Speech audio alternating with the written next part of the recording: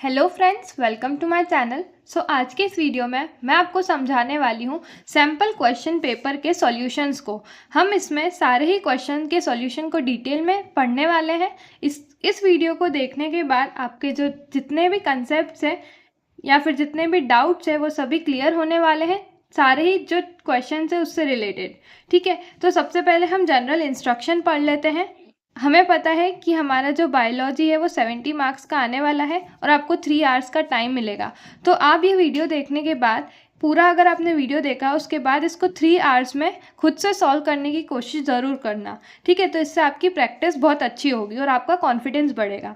ठीक है, तो जनरल इंस्ट्रक्शन में क्या दे रखा है कि आपको सारे ही क्वेश्चन को कंपलसरी सॉल्व करना है। ठीक है, यानी कि इसमें कोई ऑप्शंस नहीं है ना। जो क्वेश्चन पेपर है उसके टोटल 5 सेक्शंस है और उसमें टोटल नंबर ऑफ क्वेश्चंस कितने हैं, 33 क्वेश्चंस है। ठीक है, और सारे ही क्वेश्चंस कंपलसरी है। अब जो ए सेक्शन है उसमें आपको टोटल 16 क्वेश्चन है जो कि ऑब्जेक्टिव टाइप क्वेश्चन है और हर एक क्वेश्चन कितने मार्क्स का है, 1 मार्क्स का है। सेक्शन बी में आपको 5 क्वेश्चन दे रखे हैं, हर एक क्वेश्चन 2 मार्क्स का है। सेक्शन सी में आपको टोटल 7 क्वेश्चन है और हर एक क्वेश्चन आपके 3 मार्क्स का है। सेक्शन डी में आपको 2 केस बेस्ड क्वेश्चन मिलेंगे और हर एक क्वेश्चन आपके 4 मार्क्स का होगा। और सेक्शन ई जो है उसमें 3 क्वेश्चन है जिसके 5 मार्क्स ईच है। ओके, नाउ इसमें ओवरऑल कोई चॉइस नहीं है, इंटरनल चॉइसेस आपको प्रोवाइड की जाएगी कुछ कुछ क्वेश्चंस में। ठीक है, a student has to attempt only one of the alternative in such questions. और जिस क्वेश्चन में इंटरनल चॉइसेस है उन दो क्वेश्चंस में से आपको कोई एक अटेम्प्ट करना है। Okay, wherever necessary neat and properly label diagram should be drawn. और जहाँ पे भी नेसेसरी लगे आपको वहाँ पे आपको एक डायग्राम ड्रॉ करना है और वो प्रॉपरली लेबल्ड होना चाहिए। ये कुछ इंस्ट्रक्शंस है आपके पेपर से रिलेटेड। नाउ अब हम सॉल्व करते हैं हमारा क्वेश्चन नंबर, यानी कि सेक्शन ए का क्वेश्चन फर्स्ट। ओके, सो अब हमारा क्वेश्चन फर्स्ट क्या बोल रहा है, remnant of nucellus are persistent during seed development। अब जो remnant of nucellus है जिसको हम क्या बोलते हैं, पेरिस्पर्म बोलते हैं, तो वो पेरिस्पर्म जो है सीड डेवलपमेंट के दौरान परसिस्टेंट इनमें से किस में होता है। तो हमें पता है कि वो परसिस्टेंट होता है हमारे ब्लैक पेपर में, क्योंकि ब्लैक पेपर एक तरह से हम बोल सकते हैं वो सीड ही होता है। ठीक है, तो उसमें जो रेमनेंट है न्यूसिलस का जिसको हम पेरिस्पर्म बोलते हैं वो बचा हुआ रहता है सीड डेवलपमेंट के दौरान भी। ठीक है, तो अब हमारा फर्स्ट का आंसर हो गया हमारा black pepper. Okay, now question number second क्या बोल रहा है, the wall layer of microsporangium which nourishes the pollen grain. अब आपने अगर माइक्रोस्पोरेंजियम का स्ट्रक्चर पढ़ा होगा तो उसमें आपने हर एक जो लेयर होती है उसका फंक्शन ज़रूर पढ़ा होगा। मैं इसको आपको एनसीईआरटी की मदद से एक्सप्लेन करती हूँ। सो ओल्ड एनसीईआरटी के अकॉर्डिंग एक पेज नंबर 22 पे गिवन है ये वाला डायग्राम। सो ये एनलार्ज्ड व्यू है माइक्रोस्पोरेंजियम का। ठीक है, तो ये माइक्रोस्पोरेंजियम की डिफरेंट लेयर्स होती है। ठीक है, जिसमें सबसे बाहर होती है हमारी epidermis, then endothecium, then middle layer and next is tapetum. और टेप्टम के अंदर पाए जाते हैं हमारे माइक्रोस्पोर मदर सेल। ठीक है, तो सबसे अंदर वाली जो लेयर होती है टेप्टम, उसका मेन काम क्या होता है कि वो क्या प्रोवाइड करता है, नरिशमेंट प्रोवाइड करता है। ठीक है, माइक्रोस्पोर मदर सेल्स को। ठीक है, तो ये आपका यहाँ पे गिवन है, इधर देखो, जस्ट अ सेकेंड। ये स्ट्रक्चर ऑफ माइक्रोस्पोरेंजियम जो है इसमें आपको सारे ही जो लेयर्स है हमारी वॉल लेयर्स है 4, उनके फंक्शंस दे रखे हैं। तो ये 4 वॉल लेयर्स है, इनके सभी के फंक्शन क्या है, मेन फंक्शन क्या है इनका, प्रोटेक्शन प्रोवाइड करना and help in dehiscence of the anther, यानी कि एंथर को ब्रेक होने के लिए ये जो लेयर्स है वो हेल्प करती है। ठीक है, ताकि वो आसानी से पोलन को रिलीज कर सके। अब जो इनरमोस्ट लेयर होती है टेप्टम, जिसके बारे में हम को यहाँ पे पूछा गया है, उसका काम होता है कि वो जो डेवलपिंग पोलन ग्रेन है उसको क्या प्रोवाइड करेगा, नरिशमेंट प्रोवाइड करेगा, ताकि वो प्रॉपरली वो नरिशमेंट लेके वो ग्रो हो पाए और फर्दर एंथर जब डेहिसेंस होगा एंथर का तो वो आसानी से वो एंथर के बाहर चले जाए। ठीक है, तो ये अब हमारा आंसर यहाँ पे हमें समझ आ गया कि इसका आंसर क्या है, हमारा टेप्टम। सो टेप्टम क्या प्रोवाइड करता है, हमारे पोलन ग्रेन को नरिशमेंट प्रोवाइड करता है। सो इसका आंसर हो गया हमारा D. Now next question number third. Question third क्या बोल रहा है, a short piece of DNA having 20 base pair. तो एक शॉर्ट पीस है हमारे डीएनए का। देखो मैं आपको इसको एक्सप्लेन करती हूँ। तो देखो, जैसे कि इंसेक्ट्स लाइक ग्रास ओफर, उनमें क्या होता है, सेक्स डिटर्मिनेशन कुछ इस टाइप से होता है, ठीक है। तो इसमें जो फीमेल है उसके पास क्रोमोसोम्स कैसे होते हैं, एक्स एक्स टाइप के होते हैं, और जो मेल्स होते हैं उनमें क्रोमोसोम्स होते हैं एक्स ओ टाइप के, ठीक है। तो जब इनके गैमीट्स बनते हैं तो वो बनते हैं, फीमेल के एक्स और एक्स गैमीट्स बनते हैं और मेल के एक्स और ओ गैमीट्स बनते हैं। और जो फर्टिलाइजेशन जब होता है, ठीक है, यानी कि फ्यूजन होता है मेल और फीमेल गैमीट का, तो हमारे जाइगोट मिलते हैं एक्स एक्स और एक्स ओ टाइप के, ठीक है। तो यहाँ पे फीमेल्स में तो क्रोमोसोम्स एक्यूरेट है, यानी कि एक्स एक्स है, बट यहाँ पे एक क्रोमोसोम क्या है, यहाँ पे कम है, यानी कि एक्स ओ है, यहाँ पे सिर्फ एक्स है। तो इससे हमको क्या समझ आया कि जो फीमेल्स है उनमें जो नंबर ऑफ क्रोमोसोम्स ज़्यादा होते हैं एज कम्पेयर टू मेल्स, ठीक है। तो अब हम इससे पता कर सकते हैं कि यहाँ पे देखो, यहाँ पे हैविंग 13 क्रोमोसोम्स एंड मतलब कि जो 13 वाला होगा, यानी कि नंबर ऑफ क्रोमोसोम 13 किस में होंगे, मेल्स में होंगे, और 14 क्योंकि ज़्यादा बड़ा नंबर है, ठीक है, 13 से बड़ा 14 होता है, इसलिए फीमेल्स में 14 क्रोमोसोम्स होंगे। तो इसका करेक्ट आंसर होगा हमारा फर्स्ट वाला। क्यों? क्योंकि यहाँ पे मेल्स यानी कि 13 यानी कि मेल्स और 14 क्रोमोसोम्स फीमेल्स में है, इसीलिए हमारा option number first is correct. So हमारा क्वेश्चन कंप्लीट हुआ। Next question is question number 5। At a particular locus the frequency of alleles A is 0.8 and that of allele small a is 0.2. What would be the frequency of heterozygous in a random mating population at equilibrium? देखो, अब इसके लिए आपको एक concept समझना पड़ेगा। देखो, अब जो डोमिनेंट के केस में क्या होता है, डोमिनेंट कैरेक्टर जैसे कि हम यहाँ पे ले रहे हैं ए, ठीक है, कैपिटल ए, तो इसमें जो होमोजाइगस कंडीशन होगी ना, होमोजाइगस कंडीशन को हम कैसे पता करेंगे, पी से, और जो हेटेरोजाइगस कंडीशन होगी उसको हम पता करेंगे पी स्क्वायर से। और जो रेसेसिव कैरेक्टर है, ठीक है, रेसेसिव कैरेक्टर को हम के लिए होमोजाइगस की कंडीशन में हम लेते हैं क्यू, और हेटेरोजाइगस की कंडीशन में लेते हैं हम क्यू स्क्वायर। ओके, अब हम जब हेटेरोजिनिटी निकालते हैं तो हेटेरोजिनिटी, और we can say that net heterogeneity का फॉर्मूला होता है 2 into capital P into small q।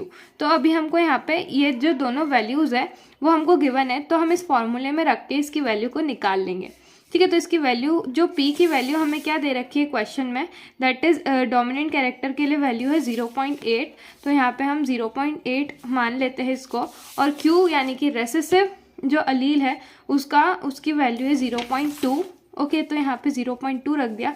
अब हम इसको फॉर्मूले में पुट करते हैं, 2 इंटू 0.8 इंटू 0.2, तो हमको इसको जब कैलकुलेट करेंगे तो हमें क्या मिलेगा, 3 1 जा 3, 3 2 जा 6, 6 2 जा, ठीक है, 6 2 जा 24, सो 16 2 जा होता है हमारा 32, तो 0.32 हमारा आंसर आ जाएगा, ठीक है। तो अब देखो यहाँ पे हमको आंसर कहाँ पे मिल रहा है, ये रहा, ऑप्शन नंबर ए जो है वो हमारा करेक्ट है, that is 0.32। Okay, now next question number 6। Variation caused due to mutations are. अब जो म्यूटेशंस होते हैं, म्यूटेशन में क्या होता है कि हमारे जो डीएनए होता है उसमें जब कुछ चेंजेस आ जाते हैं, यानी कि उसके जो जीन्स है उसमें कुछ अल्ट्रेशन हो जाता है, उस वजह से म्यूटेशन आता है। तो ये म्यूटेशन पॉइंट म्यूटेशन भी हो सकता है और लार्ज नंबर में भी म्यूटेशन हो सकता है, ठीक है। तो अब ये म्यूटेशन में जो वेरिएशंस आते हैं, वेरिएशंस यानी कि चेंजेस आते हैं, वो कैसे होते हैं, वो चेंजेस कैसे होते हैं, तो वो चेंजेस जो है वो रैंडम भी हो सकते हैं और डायरेक्शन लेस भी हो सकते हैं, ठीक है। तो हमारा आंसर नंबर ए जो है वो करेक्ट है, that is random and direction less. Now next question number 7। Question 7 क्या बोल रहा है, what is the smallest part of DNA molecule that can be changed by a point mutation। जब point mutation होता है तो सबसे छोटा जो पार्ट है DNA मॉलिक्यूल का वो किस तरह से चेंज होता है, ठीक है, यानी कि वो सबसे छोटा पार्ट क्या है बेसिकली हमको वो बताना है। ठीक है, तो सबसे छोटा पार्ट हमारा क्या होता है, वो न्यूक्लियोटाइड होता है। जैसे कि मैंने आपको बताया था कि जो न्यूक्लियोटाइड होता है वो मतलब कि एक पार्ट होता है हमारी चेन का, पॉलीन्यूक्लियोटाइड चेन का। तो जब उसमें कुछ अल्ट्रेशन हो जाए तो उस वजह से होता है पॉइंट म्यूटेशन। इसका बेस्ट एग्जाम्पल है हमारा सिकल सेल एनीमिया। ठीक है, सिकल सेल एनीमिया में क्या होता है, आपने पढ़ा होगा जब आपने चैप्टर पढ़ा होगा, तो उसमें जब जो वो होते हैं न्यूक्लियोटाइड की पेयरिंग, उसमें जब कुछ चेंजेस हो जाते हैं तो वो अमीनो एसिड में अल्ट्रेशन हो जाता है और गलत अमीनो एसिड बन जाता है, जिसके कारण हमको ये बीमारी होती है। अब सिकल सेल एनीमिया में क्या होता है, नॉर्मली हमारी आरबीसीज जो है वो सिकल शेप की होती है, पर क्योंकि इसमें पॉइंट म्यूटेशन हो जाता है तो वो जो आरबीसी है उसका शेप कुछ इस तरह का हो जाता है, सिकल शेप। ठीक है, तो इस डिजीज़ को हम बोलते हैं सिकल सेल एनीमिया। अब नेक्स्ट क्वेश्चन नंबर 8 पढ़ते हैं। क्वेश्चन नंबर 8 में क्या बोला है, what should be the genotype of the indicated member. ये यहाँ पे जो ये मेंबर है इसका हमको जीनोटाइप बताना है। अब ये जो फिगर दे रखा है ये हमारा लिया है एनसीईआरटी से। So according to old NCERT आपको गिवन है पेज नंबर, ये यहाँ पे पेज नंबर 89 पे, और ये जो हमारा बी फिगर है वो इस टाइप का फिगर है, यानी कि सेम यही वाला फिगर आपको पूछा गया है। तो ये जो फिगर है वो कौन सा है, हमारा ऑटोसोमल रेसेसिव ट्रेट, और एग्जाम्पल है हमारा सिकल सेल अनीमिया। तो ये क्या है, recessive trait, autosomal recessive trait का पेडिग्री, यहाँ पे पेडिग्री एनालिसिस दे रखा है। तो इसमें हमको बताना है इस वाले का। तो क्योंकि ये recessive trait, autosomal recessive trait show कर रहा है, तो रेसेसिव हमको पता है, हम रेसेसिव को कैसे रिप्रेजेंट करते हैं, स्मॉल ए से। ठीक है, तो यहाँ पे हमारा जो आ जाएगा वो आएगा हमारा स्मॉल ए, और ये जो सर्कुलर है इसको हम बोलते हैं फीमेल। तो फीमेल में क्या मतलब जीनोटाइप होगा, स्मॉल ए होगा। अब हम बढ़ते हैं नेक्स्ट क्वेश्चन की तरफ। नेक्स्ट क्वेश्चन नंबर 9 क्या बोल रहा है, अब a patient was advised to have a kidney transplant। यानी कि एक पेशेंट है जिसकी किडनी ख़राब हो गई है, तो उसको डॉक्टर ने सजेस्ट किया कि आप किडनी को ट्रांसप्लांट कीजिए। To suppress the immune reaction the doctor would administer him. अब उसका जो इम्यून रिएक्शन है उसको कम करना पड़ेगा, यानी कि सप्रेस करना पड़ेगा, ताकि मतलब कि उसका किडनी ट्रांसप्लांट अच्छे से हो पाए। तो जब भी कोई सा भी ऑर्गन ट्रांसप्लांट करते हैं तो हमारी जो इम्यूनिटी है उसको सप्रेस करना पड़ता है। क्यों? क्योंकि अगर हमारी इम्यूनिटी एक्टिव होगी, बहुत ही अच्छे से एक्टिव होगी, तो वो क्या करेगी, जब हम दूसरा ऑर्गन जब हमारी बॉडी में मतलब कि ट्रांसप्लांट करेंगे तो हमारी बॉडी में क्या होगा, वो हमारी बॉडी उसको पहचान नहीं पाएगी और उसके अगेंस्ट क्या बनाने लग जाएगी, एंटीबॉडीज़ बनाने लग जाएगी। तो और एंटीबॉडीज़ बनाएगी तो वो उस ऑर्गन को भी डैमेज कर सकती है, क्योंकि वो उसके लिए उसके पास वो मेमोरी नहीं है कि वो पहचान नहीं पाती है कि ये हमारी बॉडी का ही ऑर्गन है या फिर बाहर की। वो समझता है कि वो बाहर मतलब दूसरा फॉरेन मटेरियल आ गया हमारी बॉडी में, तो वो एंटीबॉडीज़ बनाने लगती है। तो ऐसा नहीं हो इसलिए हम क्या करते हैं, इम्यूनो सप्रेसेंट देते हैं। सो इम्यूनो सप्रेसेंट इनमें से हमको कौन से दिखाई दे रहे हैं और वो किससे प्रोड्यूस हो रहे हैं वो भी करेक्ट होना चाहिए। तो देखो, हमारा जो इम्यूनो सप्रेसेंट होता है वो होता है साइक्लोस्पोरिन ए। ठीक है, तो साइक्लोस्पोरिन ए अब किससे प्रोड्यूस होता है, क्या वो ट्राइकोडर्मा पॉलीस्पोरम से प्रोड्यूस होता है या फिर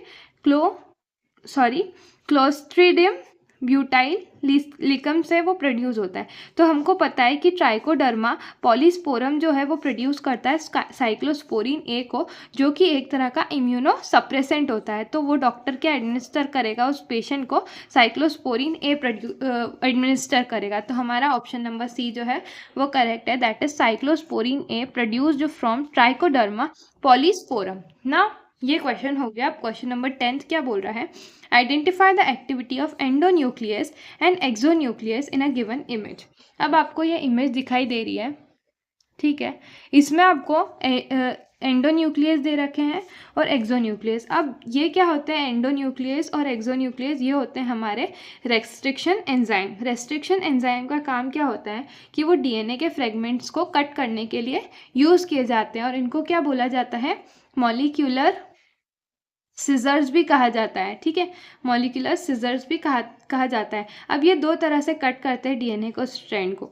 अगर वो डीएनए के स्ट्रैंड को कहीं बीच से कट कर रहे हैं, ये डीएनए का स्ट्रैंड है उसके बीच से अगर कट कर रहे हैं तो वो होंगे हमारे एंडोन्यूक्लियस। और अगर वो डीएनए के स्ट्रैंड को मतलब कि एंड्स से कट कर रहे हैं, या तो यहाँ से या तो यहाँ से, तो एंड्स से अगर कट कर रहे हैं तो वो होते हैं हमारे एक्सोन्यूक्लियस। अब आपको इसमें से पता करना है कि वो सही तरह से कट कर रहे हैं कि नहीं। तो देखो जो हमारा ए वाला ऑप्शन है उसमें हमारे ये जो कट हो रहा है डीएनए का फ्रेगमेंट वो बीच से कट हो रहा है, यानी कि ये सही है, यानी कि एंडोन्यूक्लियस बीच से कट कर रहा है और यहाँ पे ये एंड से कट कर रहा है, ठीक है। ये यहाँ पे ये एंड है ये वाला डीएनए फ्रेगमेंट का, तो यहाँ से ये एंड से कट कर रहा है, तो ये भी करेक्ट है।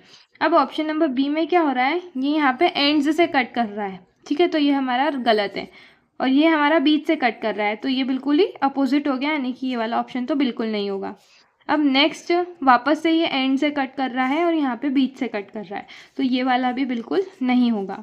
अब ऑप्शन नंबर डी, इसमें ये बीच से कट कर रहा है यहाँ पे और यहाँ पे एंड से कर रहा है, मतलब कि ये भी हो सकता है। अब इसमें क्या प्रॉब्लम है कि जब डीएनए का फ्रेगमेंट कट होता है ना, तो उसकी जो नंबरिंग है वो चेंज हो जाती है। तो देखो इसमें क्या हो रहा है, 5 प्राइम टू 3 प्राइम, यहाँ पे भी 5 प्राइम टू 3 प्राइम, बट यहाँ पे जब कट हुआ तो उसकी जो नंबरिंग है वो क्या हो गई, 3 प्राइम टू 5 प्राइम होगी, बल्कि यहाँ पे क्या होना चाहिए, 5 प्राइम टू 3 प्राइम होना चाहिए, क्योंकि वो फ्रेगमेंट यहाँ से कट हुआ है, ठीक है। तो यहाँ पे क्या होगा कि ये वाला जो ऑप्शन है, ऑप्शन नंबर डी, वो करेक्ट होगा। क्यों, क्योंकि यहाँ पे देखो 5 प्राइम टू 3 प्राइम की डायरेक्शन में, मतलब कि ये कट हुआ है, तो इसका जो फ्रेगमेंट निकलेगा वो भी 5 प्राइम टू 3 प्राइम की डायरेक्शन में निकलेगा, ठीक है। तो यहाँ पे 5 प्राइम टू 3 प्राइम वाला जो फ्रेगमेंट है वो कट हुआ, तो इसीलिए हमारा जो ये वाला ऑप्शन नंबर डी है वो करेक्ट है, ठीक है। तो यहाँ पे आप ऑप्शन नंबर डी को करेक्ट मान सकते हैं, ठीक है। नाउ नेक्स्ट क्वेश्चन नंबर 11 क्या बोल रहा है, The main objective of production of a pest resistant genetically modified, GM का मतलब होता है genetically modified crop is to। अब मेन ऑब्जेक्टिव क्या होता है pest resistant genetically modified crop को बनाने का, वो मेन ऑब्जेक्टिव ये होता है, फर्स्ट देखते हैं हम, एनकरेज इको फ्रेंडली पेस्टिसाइड, तो ये तो बिल्कुल नहीं होता है क्योंकि इसमें पेस्टिसाइड का कोई रोल नहीं होता है। नेक्स्ट, रिड्यूस पेस्टिसाइड एक्यूमुलेशन इन फूड चेन, तो ये हमारा करेक्ट ऑप्शन है। क्यों, क्योंकि इसमें जब हम जेनेटिकली मॉडिफाइड प्लांट बनाते हैं पेस्ट रेजिस्टेंट के लिए, तो उसमें हम क्या करते हैं कि पेस्टिसाइड का एक्यूमुलेशन जो फूड चेन में है उसको रिड्यूस कर देते हैं, तो हमारा ऑप्शन नंबर बी जो है वो करेक्ट होगा। So option number B is correct one. Now next question number 12th, observe the content 1, 2, 3 and 4 of soil sample A, B, C, D as shown in graph। अब आपको यहाँ पे एक graph दे रखा है, इसमें 3 टाइप की सॉइल है, soil A, soil B, soil C। इसमें जो है 4 सॉइल सैंपल्स है, ठीक है, सॉरी 3 सॉइल सैंपल्स है, जिसमें जो सॉइल के अंदर कंटेंट होता है वो इस तरह से है 1 2 3 4 1 2 3 4। अब 1 क्या इंडिकेट कर रहा है, लिग्निन कंटेंट को इंडिकेट कर रहा है ये 1, और जो 2 है वो इंडिकेट कर रहा है काइटिन को। नेक्स्ट 3 इंडिकेट कर रहा है नाइट्रोजन कंटेंट को, और 4 इंडिकेट कर रहा है हमारे शुगर कंटेंट को। अब आपसे क्या पूछा गया है, if the temperature and soil moisture are all of all soil sample are identical. अब अगर मॉइस्चर कंटेंट यानी कि कितना अमाउंट ऑफ वाटर प्रेजेंट है सॉइल में वो, और जो टेम्परेचर है उसको अगर हम सेम कर दें, तो विच soil sample would show faster decomposition, तो सबसे ज़्यादा तेज़ी से कौन सा सॉइल सैंपल क्या होगा, डिकम्पोज होगा, हमको ये बताना है। तो इसमें आप देख के बता सकते हैं कि मतलब कि सही ग्राफ किस में बन रहा है। तो देखो जब नाइट्रोजन कंटेंट और शुगर कंटेंट जब अच्छा होता है सॉइल के अंदर, तो वो आसानी से क्या हो जाता है, डिकम्पोज हो जाता है। तो इसमें से आपको इन ग्राफ में से ज़्यादा नाइट्रोजन कंटेंट मिल रहा है हमको, सॉरी शुगर कंटेंट तो ज़्यादा यहाँ पे मिल रहा है हमको ए में, बट यहाँ पे ये जो नाइट्रोजन कंटेंट है वो बहुत ही कम है, जो कि ज़्यादा होना चाहिए। तो अभी हम देख के बता सकते हैं कि option number C, sorry soil sample C जो है उसमें शुगर कंटेंट भी ज़्यादा है, ये यहाँ पे 4th वाला, और 3rd में जो है नाइट्रोजन कंटेंट भी अच्छा है। तो हमारा सॉइल सैंपल 3rd जो है वो हमारा फास्टर डिकम्पोजिशन शो करेगा, ठीक है। तो अब हम इसमें करेक्ट आंसर को मार्क करते हैं, that is soil sample number C. ठीक है, soil sample C is correct one. Faster decomposition हमको इसमें देखने को मिलेगा। ठीक है, अब हम पढ़ते हैं असर्शन रीजन वाले क्वेश्चंस को। सो असर्शन रीजंस आपको पता होंगे, इसमें हम आपको 4 ऑप्शंस दिए रहते हैं हर एक क्वेश्चन के लिए, जिसमें आपको ऑप्शन नंबर ए जो होगा, अगर असर्शन और रीज़न दोनों ही ट्रू है और जो रीज़न है वो हमारा करेक्ट एक्सप्लेनेशन है ए के लिए, तो ऑप्शन नंबर ए सही होगा। और ऑप्शन बी में अगर ए और आर दोनों ही सही है बट रीज़न जो है वो करेक्ट नहीं है, करेक्ट एक्सप्लेनेशन नहीं है ए का, तो ऑप्शन नंबर बी मार्क करेंगे। अब सी में क्या होता है कि असर्शन तो ट्रू है पर रीज़न फॉल्स है, तो हम सी वाला ऑप्शन को करेक्ट करेंगे। अब अगर असर्शन गलत है और रीज़न सही है, तो हम करेक्ट करेंगे ऑप्शन नंबर डी पे। अब हम पढ़ते हैं हमारा question number 13। So assertion is primary endosperm nucleus is diploid. ये तो आपको पता ही होगा, अगर आपने अच्छे से चैप्टर्स पढ़े हैं तो ये बिल्कुल गलत है, क्योंकि जो प्राइमरी एंडोस्पर्म न्यूक्लियस होता है वो कैसा होता है, ट्रिप्लॉइड नेचर का होता है। ठीक है, ट्रिप्लॉइड होता है, तो हमारा असर्शन तो गलत है। अब रीज़न पढ़ लेते हैं। It is the product of double fertilization. अब ये जो है डबल फर्टिलाइजेशन का प्रोडक्ट होता है, तो ये बिल्कुल सही है, क्योंकि जो प्राइमरी एंडोस्पर्म न्यूक्लियस है वो डबल फर्टिलाइजेशन का ही प्रोडक्ट होता है। तो अब इसमें हम क्या करेंगे, असर्शन गलत है और रीज़न सही है, तो हमारा ऑप्शन नंबर डी इसके लिए क्या होगा, करेक्ट होगा। तो ऑप्शन नंबर डी आपको मार्क कर देना है। Next question number 14। Question number 14 क्या बोल रहा है, ribosomal RNA is synthesized in the nucleus of the cell. अब न्यूक्लियस जो होता है ना सेल का, उसके अंदर राइबोसोम आरएनए यानी कि आरआरएनए जो होता है वो सिंथेसाइज होता है, यानी कि बनता है। तो ये जो है हमारा बिल्कुल करेक्ट स्टेटमेंट है। अब इसका रीज़न पढ़ लेते हैं। It is translated with the enzyme R polymerase third. अब ये किस तरह से ट्रांसलेट होता है, ट्रांसलेशन मतलब होता है कि आरएनए से प्रोटीन बनना। तो जब आरएनए से प्रोटीन बनता है तो कौन सा एंजाइम यूज़ होता है, तो यहाँ पे दे रखा है आरएनए पॉलीमरेज थर्ड, जो कि गलत है। आरएनए पॉलीमरेज फर्स्ट जो होता है वो क्या करता है, ट्रांसलेट करता है इसको, ठीक है, आरआरएनए को। तो हमारा ये जो रीज़न है वो बिल्कुल गलत है और असर्शन सही है।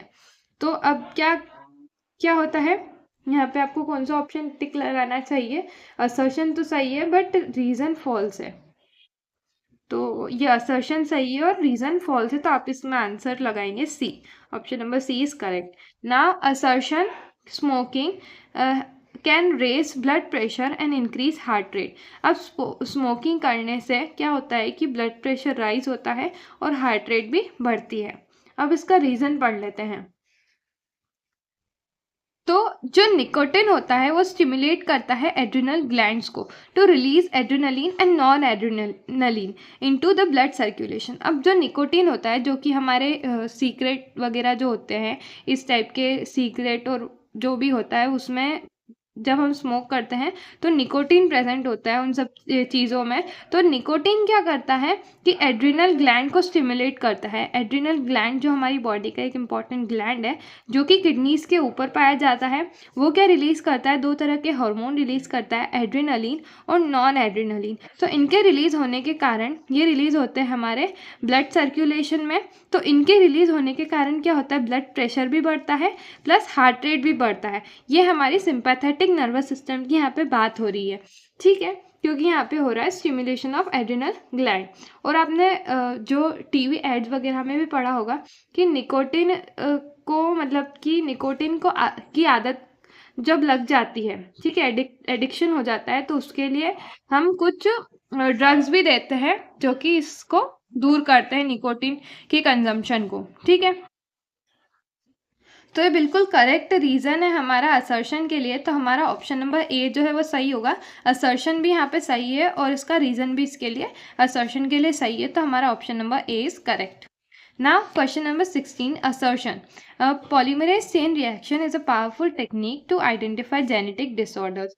जो पॉलीमरेज चेन रिएक्शन जिसको हम पीसीआर बोलते हैं वो एक बहुत पावरफुल टेक्निक है ताकि हम जेनेटिक डिसऑर्डर्स यानी कि जो जेनेटिक लेवल पे जो डिसऑर्डर्स होते हैं उनको आइडेंटिफाई कर सके। तो ये बिल्कुल सही है कि ये टेक्निक हमको हेल्प करती है इस चीज़ के लिए। अब इसका रीज़न क्या है, polymerase chain reaction can detect mutation in low amount of DNA. अब हमारे पास लो अमाउंट्स ऑफ डीएनए है, उसमें अगर डिटेक्ट करना है हमको म्यूटेशन यानी कि जो भी अल्ट्रेशन हुआ है हमारे जीन्स में, तो उसको भी क्या करती है, पीसीआर डिटेक्ट करती है। तो ये बिल्कुल सही बात है और ये जो रीज़न है असर्शन के लिए वो बिल्कुल करेक्ट है। तो यहाँ पे भी हमारा ऑप्शन नंबर ए जो है वो करेक्ट होगा। Both assertion and reason are true and reason is the correct explanation for A. यहाँ पे हमारा सेक्शन भी कंप्लीट हुआ। आई होप आपको ये बहुत अच्छे से समझ आया होगा। अब हम पढ़ते हैं सेक्शन नंबर बी को। अब सेक्शन बी में क्या, क्वेश्चन नंबर 17 गिवन है जो क्या बोल रहा है, explain the process of hormonal regulation of spermatogenesis. अब आपको क्या बोला है कि किस तरह से हार्मोनल रेगुलेशन होता है स्पर्मेटोजेनेसिस प्रोसेस में। अब जो स्पर्मेटोजेनेसिस है आपको पता होगा वो मेल्स में होती है, ठीक है। अब वो किस तरह से क्या होती है वो मैं आपको एक्सप्लेन करती हूँ। So this is the solution of question number 17। तो इसमें स्पर्मेटोजेनेसिस सबसे पहले मैं आपको एक्सप्लेन करती हूँ। तो स्पर्मेटोजेनेसिस जो है, जब प्यूबर्टी हिट होती है मेल्स में, जब ये प्रोसेस स्टार्ट होती है, ठीक है, इसमें क्या होता है, इसमें क्या होता है कि गोनेडोट्रोफिन रिलीजिंग हार्मोन्स जो होते हैं मेल्स में वो इंक्रीज होना, मतलब उसका जो सिक्रीशन होता है वो बढ़ने लगता है। और इन हार्मोन्स को क्या बोलते हैं हम, हाइपोथैलेमिक हार्मोन्स भी बोलते हैं। अब स्पर्मेटोजेनेसिस क्या होता है देखो। ये मैंने मेरी एनसीईआरटी में यहाँ पे लिख रखा था, तो मैं इसी से आपको एक्सप्लेन करती हूँ। तो स्पर्मेटोजेनेसिस प्रोसेस में क्या होता है, सबसे पहले बनता है हमारा स्पर्मेटोगोनिया, जिसमें जो कैसा होता है हमारा 2n नंबर ऑफ क्रोमोसोम्स जिसमें प्रेजेंट होते हैं, ठीक है। तो इसमें क्या होता है, माइटोसिस होता है। माइटोसिस यानी कि इक्वेशनल डिवीजन होता है। तो यहाँ पे नंबर ऑफ क्रोमोसोम्स वही रहते हैं जो पहले थे। तो यहाँ पे 2n नंबर ऑफ क्रोमोसोम्स बने, ठीक है। यहाँ पे सेल ने डिवाइड किया। अब जब इसकी ग्रोथ होगी सेल की तो क्या होगा, 2n जो था वो बन गया, ठीक है। तो 2n जब बना वो क्या बना, हमारा प्राइमरी स्पर्मेटोसाइट बना। जब इसमें मियोसिस होगा, अब होगा हमारा रिडक्शनल डिवीजन। मियोसिस को क्या बोलते हैं, रिडक्शनल डिवीजन, जिसमें नंबर ऑफ क्रोमोसोम्स क्या हो जाते हैं, हाफ। तो यहाँ पे 2n थे तो अब यहाँ पे n और n हो जाएंगे, ठीक है। अब ये क्या बना, हमारा सेकेंडरी स्पर्मेटोसाइट। अब इसमें फीमेल्स के केस में क्या होगा, 22 प्लस एक्स क्रोमोसोम होंगे और फीमेल्स के केस में 22 प्लस वाई क्रोमोसोम्स होंगे। और टोटल कितने होते हैं, 23 पेयर्स ऑफ क्रोमोसोम्स ह्यूमंस में प्रेजेंट होते हैं। तो वो इस तरह से होते हैं।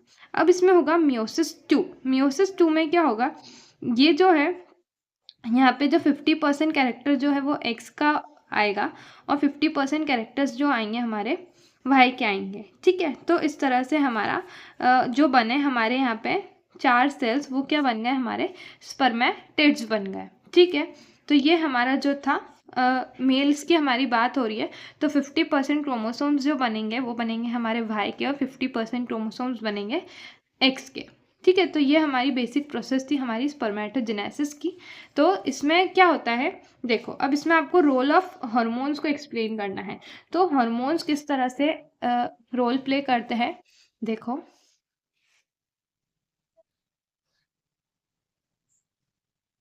The increase level of GnRH यानी कि गोनेडोट्रोफिन रिलीजिंग हार्मोन जो है उसका लेवल जब बढ़ता है तो वो कहाँ पे एक्ट करता है, हमारे anterior pituitary. Anterior pituitary gland जो है हमारे ब्रेन के अंदर प्रेजेंट होता है, जो कि बहुत इंपॉर्टेंट ग्लैंड होता है।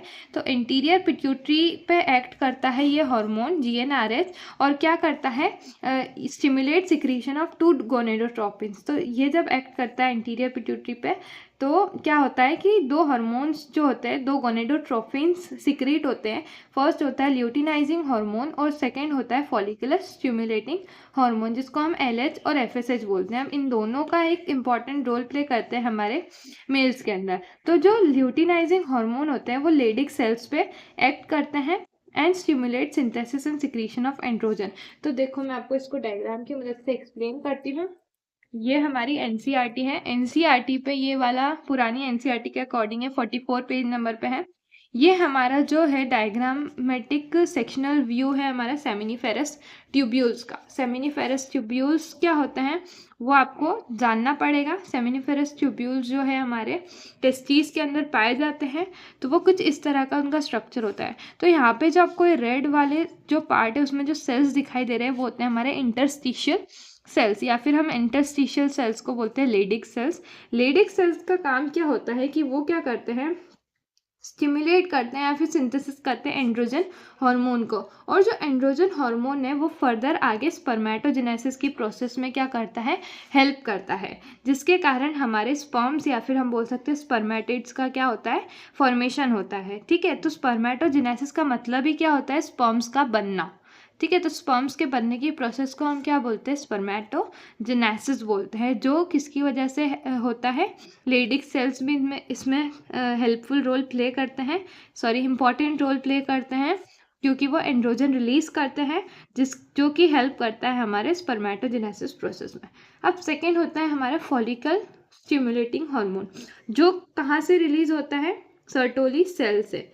ठीक है, तो ये सर्टोली सेल्स क्या करते हैं, ये कुछ इंपॉर्टेंट फैक्टर्स को रिलीज करते हैं जो कि स्पर्मेटोजेनेसिस की प्रोसेस में हेल्प करते हैं। तो इस तरह से दोनों ही लेडिक सेल्स और Sertoli cells main role play करते हैं स्पर्मेटोजेनेसिस में। बेसिकली दोनों ही हेल्प करते हैं स्पर्मेटोजेनेसिस की प्रोसेस में। ठीक है, तो ये स्टिमुलेट करते हैं प्रोसेस ऑफ स्पर्मेटोजेनेसिस। और follicular stimulating hormone Sertoli cells पे एक्ट करता है, स्टिमुलेट करता है secretion of some factor which help in the process of spermatogenesis. Okay, I hope ये वाला क्वेश्चन आपको क्लियर हो गया होगा। अब हम पढ़ते हैं नेक्स्ट क्वेश्चन की तरफ। नेक्स्ट क्वेश्चन नंबर 18 क्या बोल रहा है, so the diagram below show the sequence of amino acid in a part of hemoglobin molecule। अब ये जो है हमारा सीक्वेंस दे रखी है अमीनो एसिड्स की, which is a part of haemoglobin molecule. ठीक है, तो हीमोग्लोबिन मॉलिक्यूल का एक पार्ट है ये। देखो, इसमें ये हमारी हीमोग्लोबिन की चेन है जिसमें हमारे अमीनो एसिड्स प्रेजेंट है। VAL का मतलब होता है वेलिन, फिर इसके बाद HIS का मतलब होता है हिस्टिडीन, LEU का मतलब होता है ल्यूसीन, THR का मतलब होता है थ्रियोनिन, प्रो का मतलब होता है प्रोलीन, एंड GLU का मतलब होता है ग्लूटामिक एसिड। तो ये सारे क्या है, अमीनो एसिड्स यहाँ पे प्रेजेंट है। ठीक है, तो अब हर एक अमीनो एसिड अलग अलग जो कोडॉन्स है उनको कोड करता है। ठीक है, तो यहाँ पे CAT जो है वो कोड कर रहा है वेलिन के लिए, यानी कि जब भी ये वाली सीक्वेंस होगी तो वो वेलिन को रिप्रेजेंट करेगी। ठीक है, GTA होती है हिस्टिडीन के लिए, AAT होती है ल्यूसीन के लिए। ठीक है, and TGA codes for threonine, and GGA codes for proline, and CTT codes for glutamic acid, and CTC codes for glutamic acid। अब यहाँ पे क्वेश्चन फर्स्ट मतलब कि A पार्ट में क्या पूछा है, if the base T star has was substituted with A, यानी कि थाइमिन को हम रिप्लेस कर दे एडेनिन से, how would it affect the haemoglobin chain, तो वो हीमोग्लोबिन चेन को किस तरह से अफेक्ट करेगा। तो देखो इसमें क्या होगा कि यहाँ पे ये जो T स्टार गिवन है, तो यहाँ पे क्या सीक्वेंस है, CTT है। तो अब हम T को जब रिप्लेस कर देंगे A से, तो ये क्या बन जाएगा, CAT, कैट बन जाएगा। ठीक है, अब कैट जो है वो क्या करता है, ये कैट कोड करता है वेलिन के लिए। तो अब वेलिन ना बनते हुए, मतलब कि ग्लूटामिक एसिड ना बनते हुए यहाँ पे क्या बन जाएगा, वेलिन अमीनो एसिड बनेगा। ठीक है, तो ये क्या होगा, यहाँ पे चेंज हो गया, मतलब कि एक हमने चेंज किया जो कि थाइमिन को रिप्लेस कर दिया हमने एडेनिन से, तो यहाँ पे ये वाला अमीनो एसिड बनना था, बट ये अमीनो एसिड नहीं बनेगा और क्या बनेगा, वेलिन बनेगा। तो यहाँ पे हीमोग्लोबिन की चेन में ये चेंज आ गया। ठीक है, तो इसके कारण क्या होता है, ये नेक्स्ट क्वेश्चन में पढ़े। So next question B, what name the condition and the effect associated with the above substitution. अब इसके कारण कौन सी कंडीशन होगी, हमने सब्स्टिट्यूशन करा इसके बाद। तो बेसिकली ये जो सब्स्टिट्यूशन होता है ना, इसके बाद जो कंडीशन होती है वो होती है सिकल सेल अनीमिया। जैसा कि प्रीवियस क्वेश्चन एक क्वेश्चन में भी मैंने आपको एक्सप्लेन किया था कि वो सिकल सेल अनीमिया में क्या होता है, पॉइंट म्यूटेशन होता है। तो वो इस तरह से म्यूटेशन होता है कि ये जो टी था ये रिप्लेस हो गया ए से, जिसके कारण CAT बन गया। तो CAT बनने के कारण क्या हुआ, ग्लूटामिक एसिड ना बनते हुए वेलिन बन गया। ठीक है, तो इससे जो कंडीशन हुई वो हमारी कौन सी कंडीशन हुई, हमारी सिकल सेल अनीमिया। ओके,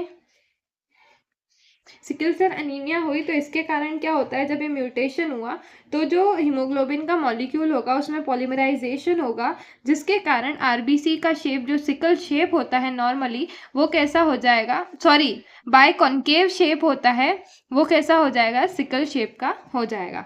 तो इस कंडीशन को हम बोलते हैं सिकल सेल अनीमिया। ठीक है, जो कि पॉइंट म्यूटेशन का एग्जाम्पल है। तो आई होप आपको ये क्लियर हो गया होगा। अब हम बढ़ते हैं नेक्स्ट क्वेश्चन की तरफ, that is question number 19। The graph given below indicates the administration of first L and second dose M of a vaccine. तो देखो, वैक्सीनेशन जब भी हम करते हैं तो उसमें क्या होता है कि हम इनएक्टिवेटेड फॉर्म में वो पैथोजन को क्या करते हैं, बॉडी के अंदर एडमिनिस्टर करते हैं, जो कि हार्मफुल नहीं होता है बॉडी के लिए। ठीक है, तो ये इसलिए होता है ताकि हमारी बॉडी जो है वो पहले से ही उस एंटीजन के अगेंस्ट मतलब प्रिपेयर हो जाए और वो एंटीबॉडीज़ बना पाए। ठीक है, ताकि वो अगर वापस से वो वाला एंटीजन या फिर पैथोजन बॉडी में आए तो बॉडी उसके लिए पहले मतलब वो फेमिलियर हो जाती है उस पैथोजन से, और फिर फटाफट से एंटीबॉडीज़ को प्रोड्यूस करती है और वो एंटीजन को किल करके हमारी डिजीज़ को ठीक करती है। तो जो वैक्सीनेशन बेसिकली यही होता है कि उसमें हम एंटीजन को इनएक्टिवेटेड फॉर्म में एडमिनिस्टर करते हैं। तो जब हमने फर्स्ट डोज दिया तो ये यहाँ पे जो है हमारा फर्स्ट डोज हमने दिया वैक्सीन का, और यहाँ पे हमने दिया सेकेंड डोज। ठीक है, तो ये जब फर्स्ट डोज दिया तो हमारा रिस्पॉन्स आया X। तो ये जो रिस्पॉन्स होता है इसको हम जो पहली बार जो रिस्पॉन्स होता है उसको हम बोलते हैं प्राइमरी रिस्पॉन्स। क्योंकि ये प्राइमरी रिस्पॉन्स इसको क्यों बोला, क्योंकि यहाँ पे पहली बार हमारी बॉडी में वो पैथोजन या फिर एंटीजन हमारी बॉडी में आ रहा है इनएक्टिवेटेड फॉर्म में।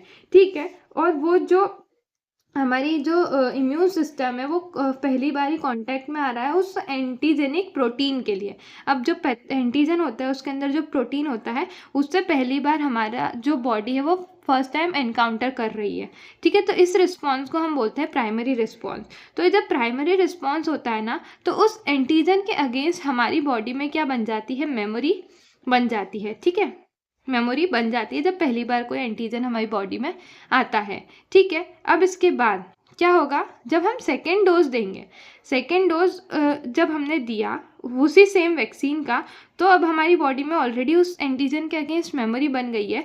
तो जो रिस्पॉन्स होगा वो बहुत ही हाईली इंटेंसिफाइड होगा।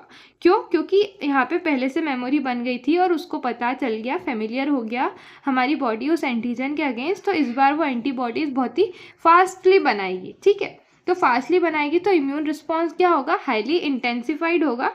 ठीक है, तो ये वाई जो होता है इस रिस्पॉन्स जो कि हाईली इंटेंसिफाइड होता है उसको हम बोलते हैं सेकेंडरी रिस्पॉन्स। Secondary response. तो जो प्राइमरी रिस्पॉन्स होता है वो स्लो होता है क्योंकि फर्स्ट टाइम पैथोजन ने एंटर किया है बॉडी में, और जब हम second time same antigen administer करते हैं या फिर सेम एंटीजन हमारी बॉडी में आता है तो ये जो था ये स्लो था यहाँ पे, तो ये क्या हो गया, हाई हो गया सेकेंडरी रिस्पॉन्स में। आई होप आपको ये क्लियर हो गया होगा प्राइमरी और सेकेंडरी रिस्पॉन्स का कंसेप्ट। तो बेसिकली आपको यही चीज़ें इसमें लिखनी है और इसको आप लैंग्वेज के फॉर्म में कुछ इस तरह से लिख सकते हैं।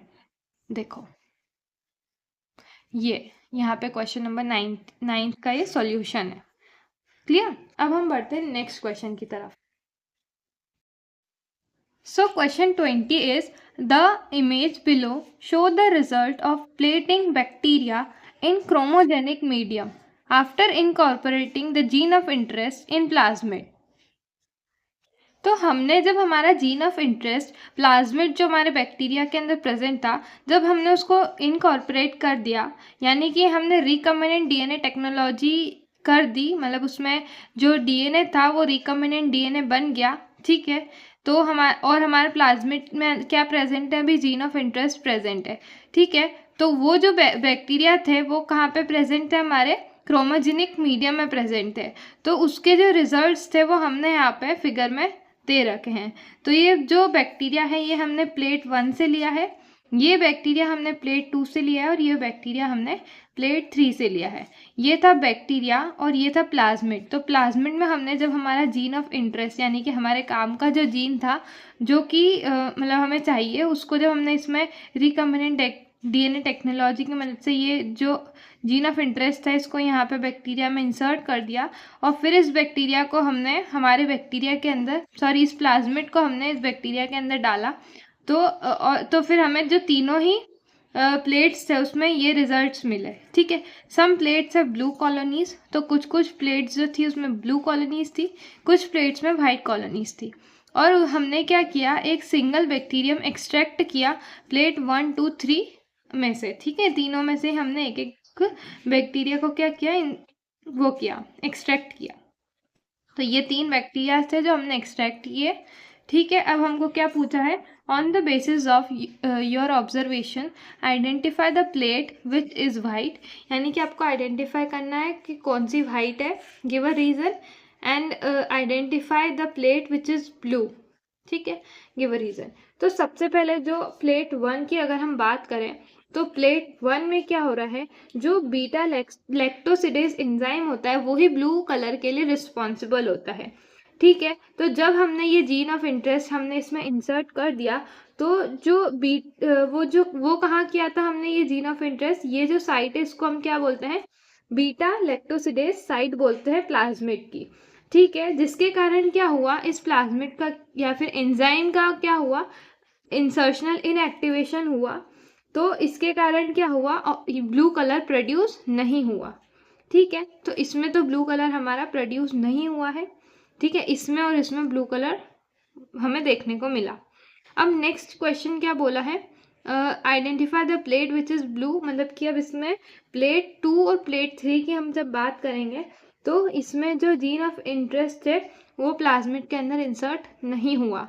ठीक है, तो ये क्या था, नॉन रिकम्बिनेंट था। ठीक है, फिर इसके बाद तो ये यहाँ पे जब वो जीन नहीं आया तो यहाँ पे इंसर्शनल इनएक्टिवेशन नहीं हुआ, तो यहाँ पे हमें ब्लू कलर देखने को मिला। ठीक है, और यहाँ पे भी हमको ब्लू कलर देखने को मिला। हम यहाँ पे ब्लू कलर नहीं है, मतलब कि यहाँ पे कौन सी कॉलोनीज मिलेगी, हमें वाइट कलर की मिलेगी और इन दोनों में ब्लू कलर की मिलेगी, और इसमें तो कोई प्लाज्मिड ही नहीं है। ठीक है, अब नेक्स्ट यहाँ पे हमारा एक क्वेश्चन कंप्लीट हुआ। नेक्स्ट क्वेश्चन क्या बोल रहा है, biomass of a standing crop of phytoplanktons is 4 kg per meter square, which supports a large standing population of zooplanktons having biomass of 11 kg per meter square. This is consumed by small fishes having biomass 25 kg per meter square, which are then consumed by large fishes, which the biomass is 37 kg per meter square. Now, अब यहाँ पे जो अलग अलग biomass यहाँ पे given है, सबके अलग अलग बायोमास है, जैसे कि फाइटोप्लैंक्टन्स का ये है, ज़ूप्लैंक्टन्स का ये है, ठीक है, फिशेस का ये है, और लार्ज फिशेस का ये है। ठीक है ना, हमको एक इकोलॉजिकल पिरामिड बनाना है indicating the biomass of each stage and also name the trophic levels, mention whether it is a upright और इन्वर्टेड पिरामिड। अब हमको क्या बनाना है, इकोलॉजिकल पिरामिड बनाना है, फिर हमको ये भी बताना है कि वो जो पिरामिड बना है वो अपराइट पोजीशन में है या फिर इन्वर्टेड पोजीशन में बनेगा। तो इसको समझाने के लिए मैं आपको एनसीईआरटी का एक डायग्राम से एक्सप्लेन करूँगी और आपको एग्जाम में भी इसी तरह से रिप्रेजेंट करना है आपका आंसर। ओके, सो ये हमारा 246 पेज नंबर पे गिवन है अकॉर्डिंग टू ओल्ड एनसीईआरटी। ठीक है, तो ये डायग्रामेटिक रिप्रेजेंटेशन है trophic levels in ecological systems का। ओके, तो इसमें सबसे पहले क्या आते हैं हमारे प्राइमरी प्रोड्यूसर्स, फिर आते हैं हमारे primary consumers, then secondary consumers, then tertiary consumers, primary, secondary and tertiary, और यहाँ पे प्रोड्यूसर्स आते हैं। ठीक है, इसमें फर्स्ट ट्रॉफिक लेवल में आते हैं प्लांट्स, सेकेंड ट्रॉफिक लेवल में आते हैं हर्बीवोर्स, थर्ड में कार्निवोर्स और फोर्थ में आते हैं टॉप कार्निवोर्स। तो यहाँ पे हमको क्या क्या दे रखा है, एक तो दे रखा है हमारा फाइटोप्लैंक्टन्स, ज़ूप्लैंक्टन्स, फिशेस, ठीक है, एंड लार्ज फिशेस, राइट। सो अब इसके बाद हम किस तरह से हम इसका बनाएंगे पिरामिड वो मैं आपको बताती हूँ। देखो जो यहाँ पे तो फिशेज है और जो लार्ज फिशेज आएगी ना वो इस कैटेगरी में आएगी टर्शरी कंज्यूमर्स में, क्योंकि वो बहुत ही बड़ी बड़ी फिशेज है। तो इसको हम किस तरह से पिरामिड बनाएंगे, देखो सबसे पहले हम ऊपर बना देते हैं लार्ज फिशेस, ठीक है। देन अब ये लार्ज फिशेस का क्या हमको दे रखा है क्वेश्चन में, लार्ज फिशेस का दे रखा है हमको बायोमास दैट इज 37 kg पर मीटर स्क्वायर, राइट। अब इसके बाद हम बनाएंगे फिशेस, ठीक है। फिशेस का हमको बायोमास दे रखा है 25, ये हमने ये सबसे ज़्यादा था, अब इससे कम क्या है फिशेस का, तो इसका ये पिरामिड छोटा बनेगा, ठीक है। 55 kg पर मीटर स्क्वायर। नाउ इसके बाद हमने क्या देखा था कि इसके बाद आते हैं जू प्लैंक्टॉन्स, ये हो गए हमारे जू प्लैंक्टॉन्स। इनका बायोमास दे रखा है हमारा 11 kg पर मीटर स्क्वायर। इसके बाद सबसे नीचे आएंगे हमारे फाइटो प्लैंक्टॉन्स, राइट। इसका बायोमास दे रखा है हमें 4 kg पर मीटर स्क्वायर, सबसे ज़्यादा कम बायोमास इन्हीं का है। तो ये जो हमारा पिरामिड बना, ये कैसा पिरामिड बना है, हमारा इन्वर्टेड पिरामिड बना है,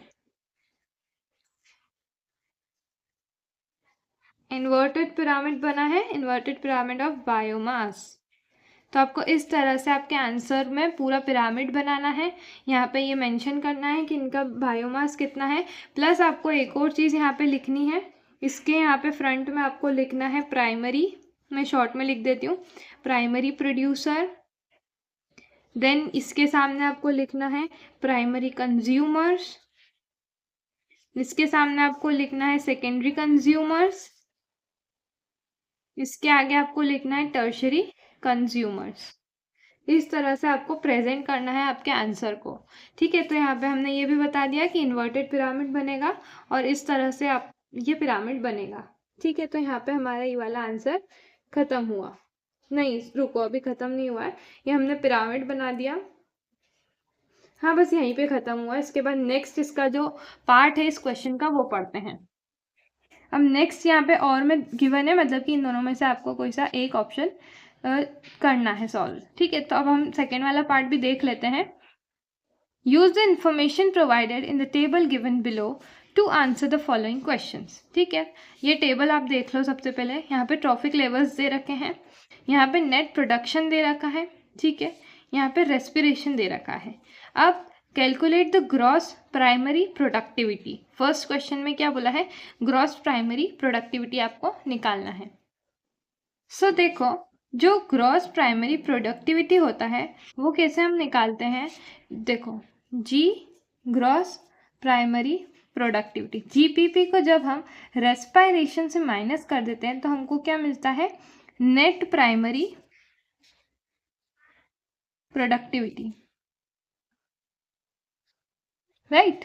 तो यहाँ पे ये क्या होता है, एनपीपी, तो GPP minus R is equals to NPP, ठीक है। तो अब हमको क्या करना है, ग्रॉस प्राइमरी प्रोडक्टिविटी हमको निकालना है। तो अब हम क्या करेंगे, जीपीपी को इज इक्वल्स टू करेंगे एनपीपी, और ये जब इधर आएगा तो ये माइनस से प्लस हो जाएगा और ये आर हो जाएगा। तो हम क्या करेंगे, एनपीपी में आर प्लस कर देंगे तो हमको हमारा आंसर मिल जाएगा। तो अब हम क्या करेंगे, यहाँ पे प्राइमरी प्रोडक्टिविटी बोला है तो प्रोडक्टिविटी किसकी आएगी, प्रोड्यूसर्स की आती है। तो इसको और इसको जब हम प्लस कर देंगे तो हमको क्या मिल जाएगी, ग्रॉस प्राइमरी प्रोडक्टिविटी मिल जाएगी, ठीक है। तो एनपीपी क्या था हमारा, नेट प्रोडक्शन, एनपीपी मतलब नेट प्रोडक्शन, ठीक है। तो एनपीपी क्या है 45,000 और रेस्पिरेशन हमारा क्या है 40,367, ठीक है। तो जब हम इसको प्लस करेंगे तो हमको क्या मिलेगा, 85,367 kilo joule metre inverse and Y inverse, ठीक है। तो ये हमारा आंसर हमको मिल गया। तो ये आपको आंसर वहाँ पे इस तरह से लिख के आना है। अब नेक्स्ट पार्ट बी में क्या बोला है, analyse the trend in the net production from producers to the top carnivores, give a reason for the observation. अब आपको यहाँ पे क्या बताना है, नेट प्रोडक्शन बताना है प्रोड्यूसर से लेकर के तो टॉप कार्निवोर्स का। तो आप देख सकते हैं कि जैसे जैसे हम ऊपर की तरफ जाते हैं टॉप कार्निवोर्स की तरफ, तो there is decrease in energy, ठीक है, जो कि हमने 10% लॉस ऑफ एनर्जी में पढ़ा था। ठीक है, तो इसमें आपको किस तरह से लिखना है, net production of gradually net production जो है ग्रेजुअली डिक्रीज हो रहा है जैसे कि हम यहाँ से लेके यहाँ तक जाते हैं। देखो जैसे आप देख सकते हैं यहाँ पे सबसे ज़्यादा नेट प्रोडक्शन है और यहाँ पे सबसे कम नेट प्रोडक्शन है। ठीक है, तो ये क्यों हुआ, ड्यू टू हीट या फिर लॉस ऑफ रेस्पिरेशन और 10% लॉस। 10% लॉ के अकॉर्डिंग हम जैसे जैसे ऊपर जाते हैं तो 10% एनर्जी का क्या होता है, लॉस होता जाता है। बेसिकली आपको यही लिखना है इस आंसर में। ओके, नाउ नेक्स्ट अब हम बढ़ते हैं सेक्शन नंबर सी की तरफ। यहाँ पे हमारे 2 मार्क्स वाले क्वेश्चंस खत्म हुए, अब हम बढ़ते हैं 3 मार्क्स वाले क्वेश्चंस को। सो 3 मार्क्स वाले क्वेश्चन में सबसे पहला क्वेश्चन है, that is question number 22। Given below figure given below shows 3 sperms A, B and C. यहाँ पे जो दिखाई दे रहे हैं ना आपको, ये ए, बी और ये सी, ये 3 स्पर्म्स है।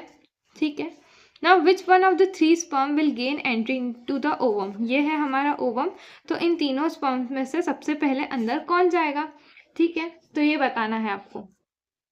देखो ये यहाँ पे जो सबसे पहला स्पर्म है, स्पर्म ए, ये कौन सी लेयर तक पहुंच रहा है, ये हमारी लेयर होती है जोना पेल्यूसिडा।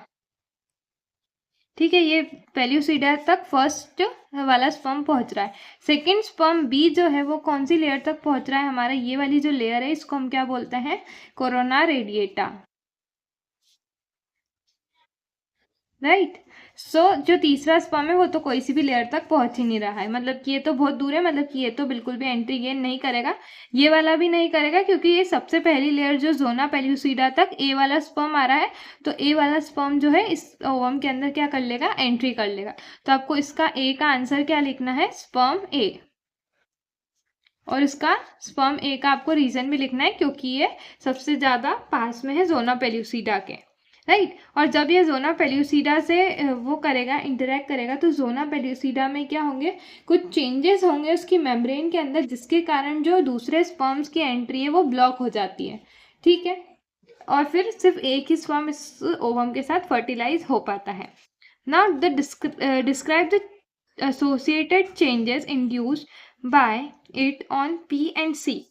अब पी और सी यानी कि किस तरह से चेंजेस होते हैं, सॉरी पी और क्यू, तो ये पी है और ये क्यू है, तो पी और क्यू तक जब मतलब स्पर्म पहुंचता है तो वो किस तरह से चेंजेस इंड्यूस होते हैं। तो इसमें आपको कैसे लिखना है, तो वही चीज वापस आपको लिखना है, इस तरह से लिखना है, when the sperm comes in contact with the zona pellucida. ठीक है, pellucidal layer that is P, ये जो पी लेयर है वहां तक आएगा of the ovum, it will induce changes in the membrane that will block the entry of additional sperm B and C। तो ये B और C जो additional sperms है इनकी entry को वो रोक देगा। Thus ensures that only one sperm can fertilize the ovum, ताकि एक ही sperm ovum को क्या कर सके, fertilize कर सके।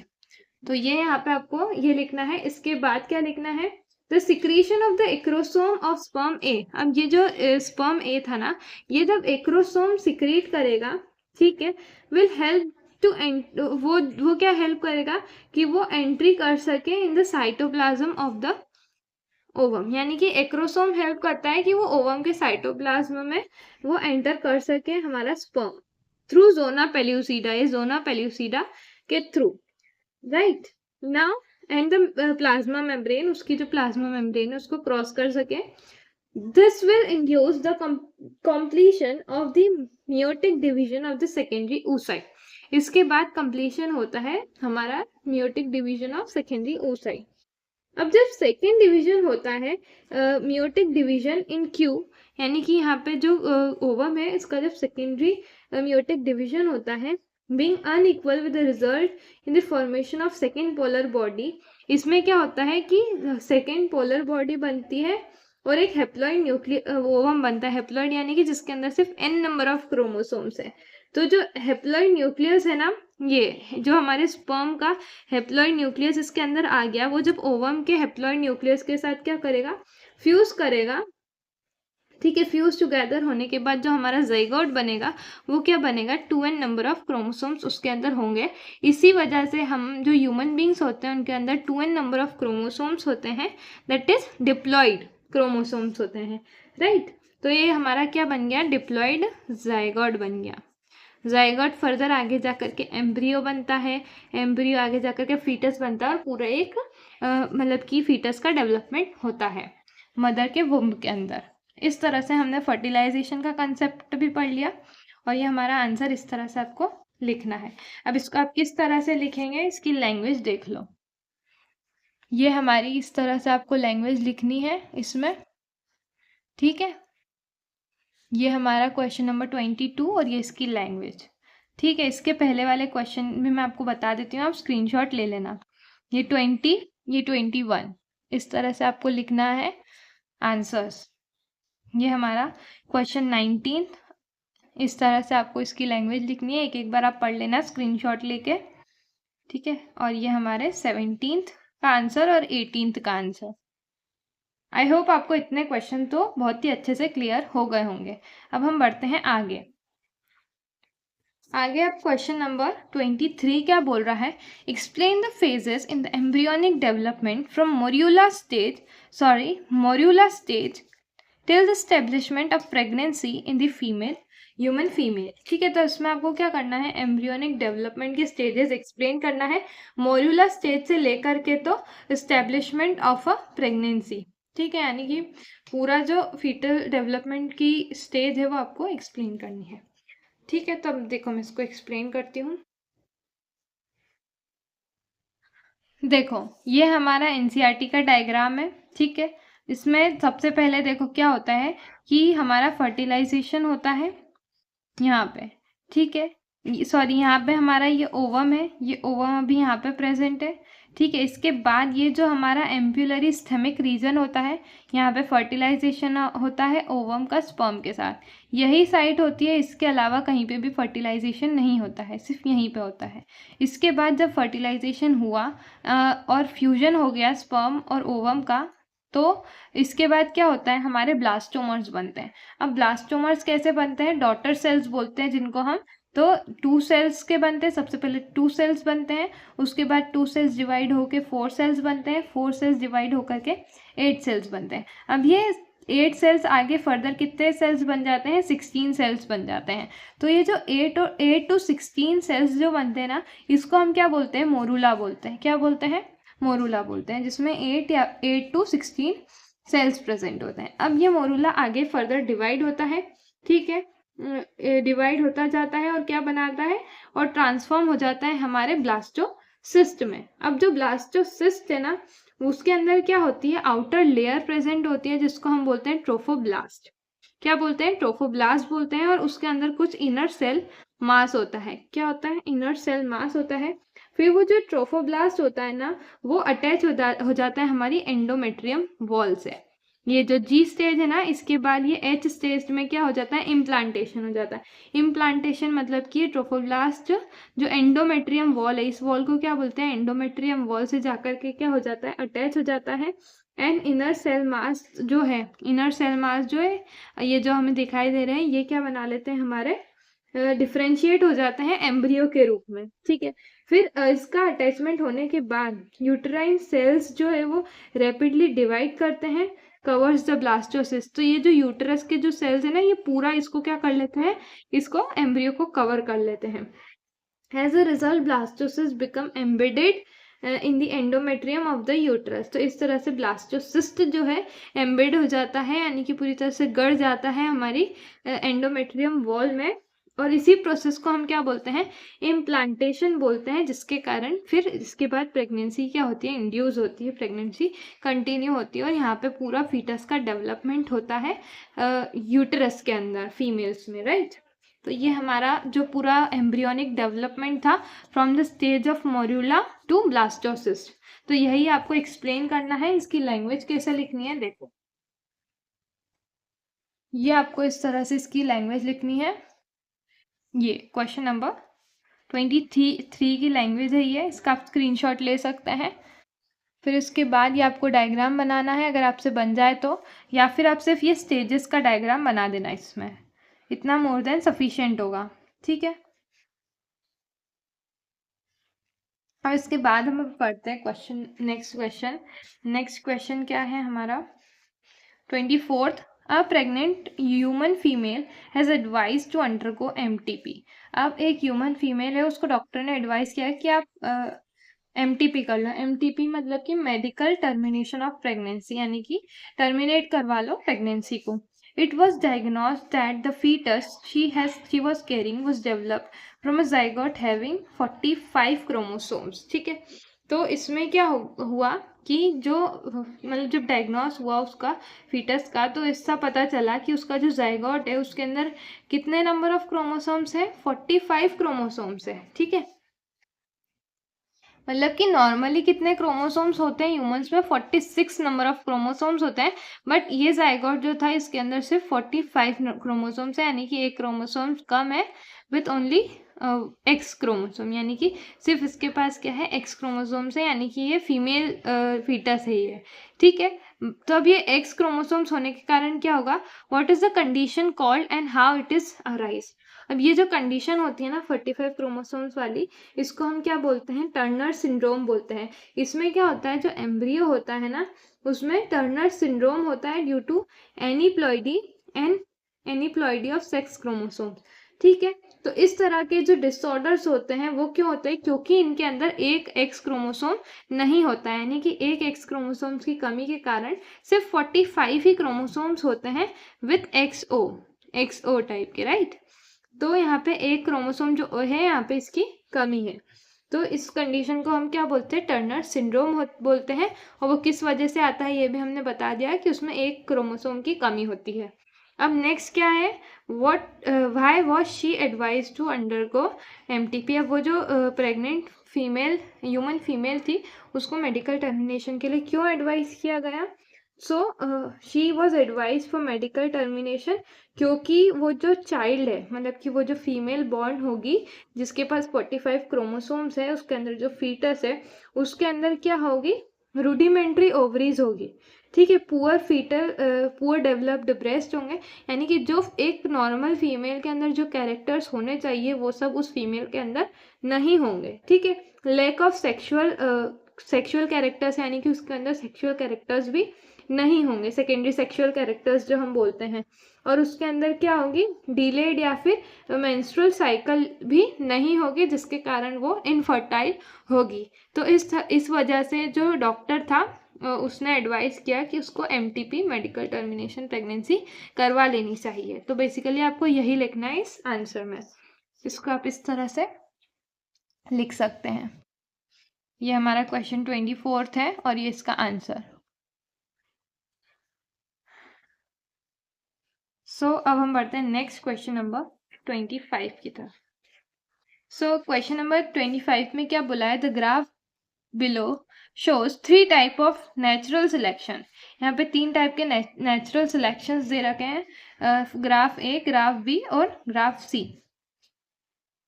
The shaded area marked with arrow show the individual in the population which are not selected. ठीक है, यानी कि ये जो आपको दे रखा है ये हमारी क्या है, पॉपुलेशन दे रखी है इंडिविजुअल की।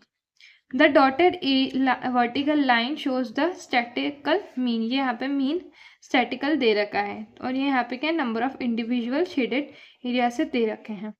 ठीक है, अब इसमें आपको क्या बोला है, सबसे पहले what names are given to the types of selection shown in graph A, B and C। A, B और C में किस टाइप का सिलेक्शन हुआ है ये आपको बताना है।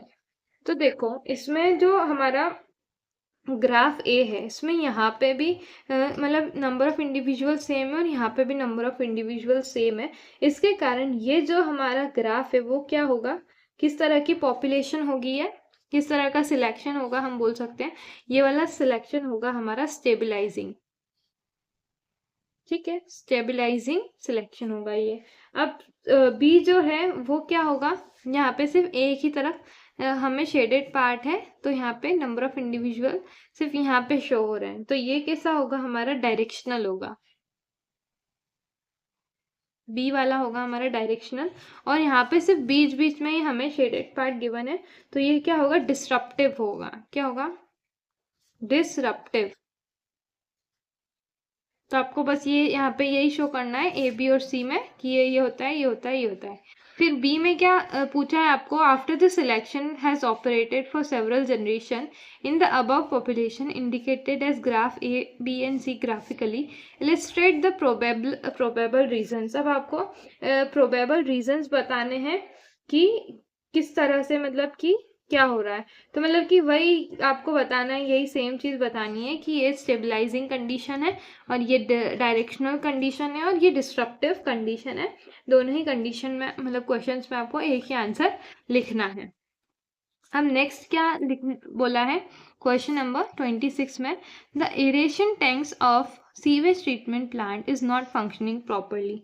अब जो एरेशनल टैंक होता है सीवेज ट्रीटमेंट प्लांट में, वो ढंग से प्रॉपरली अपना काम नहीं कर रहा है।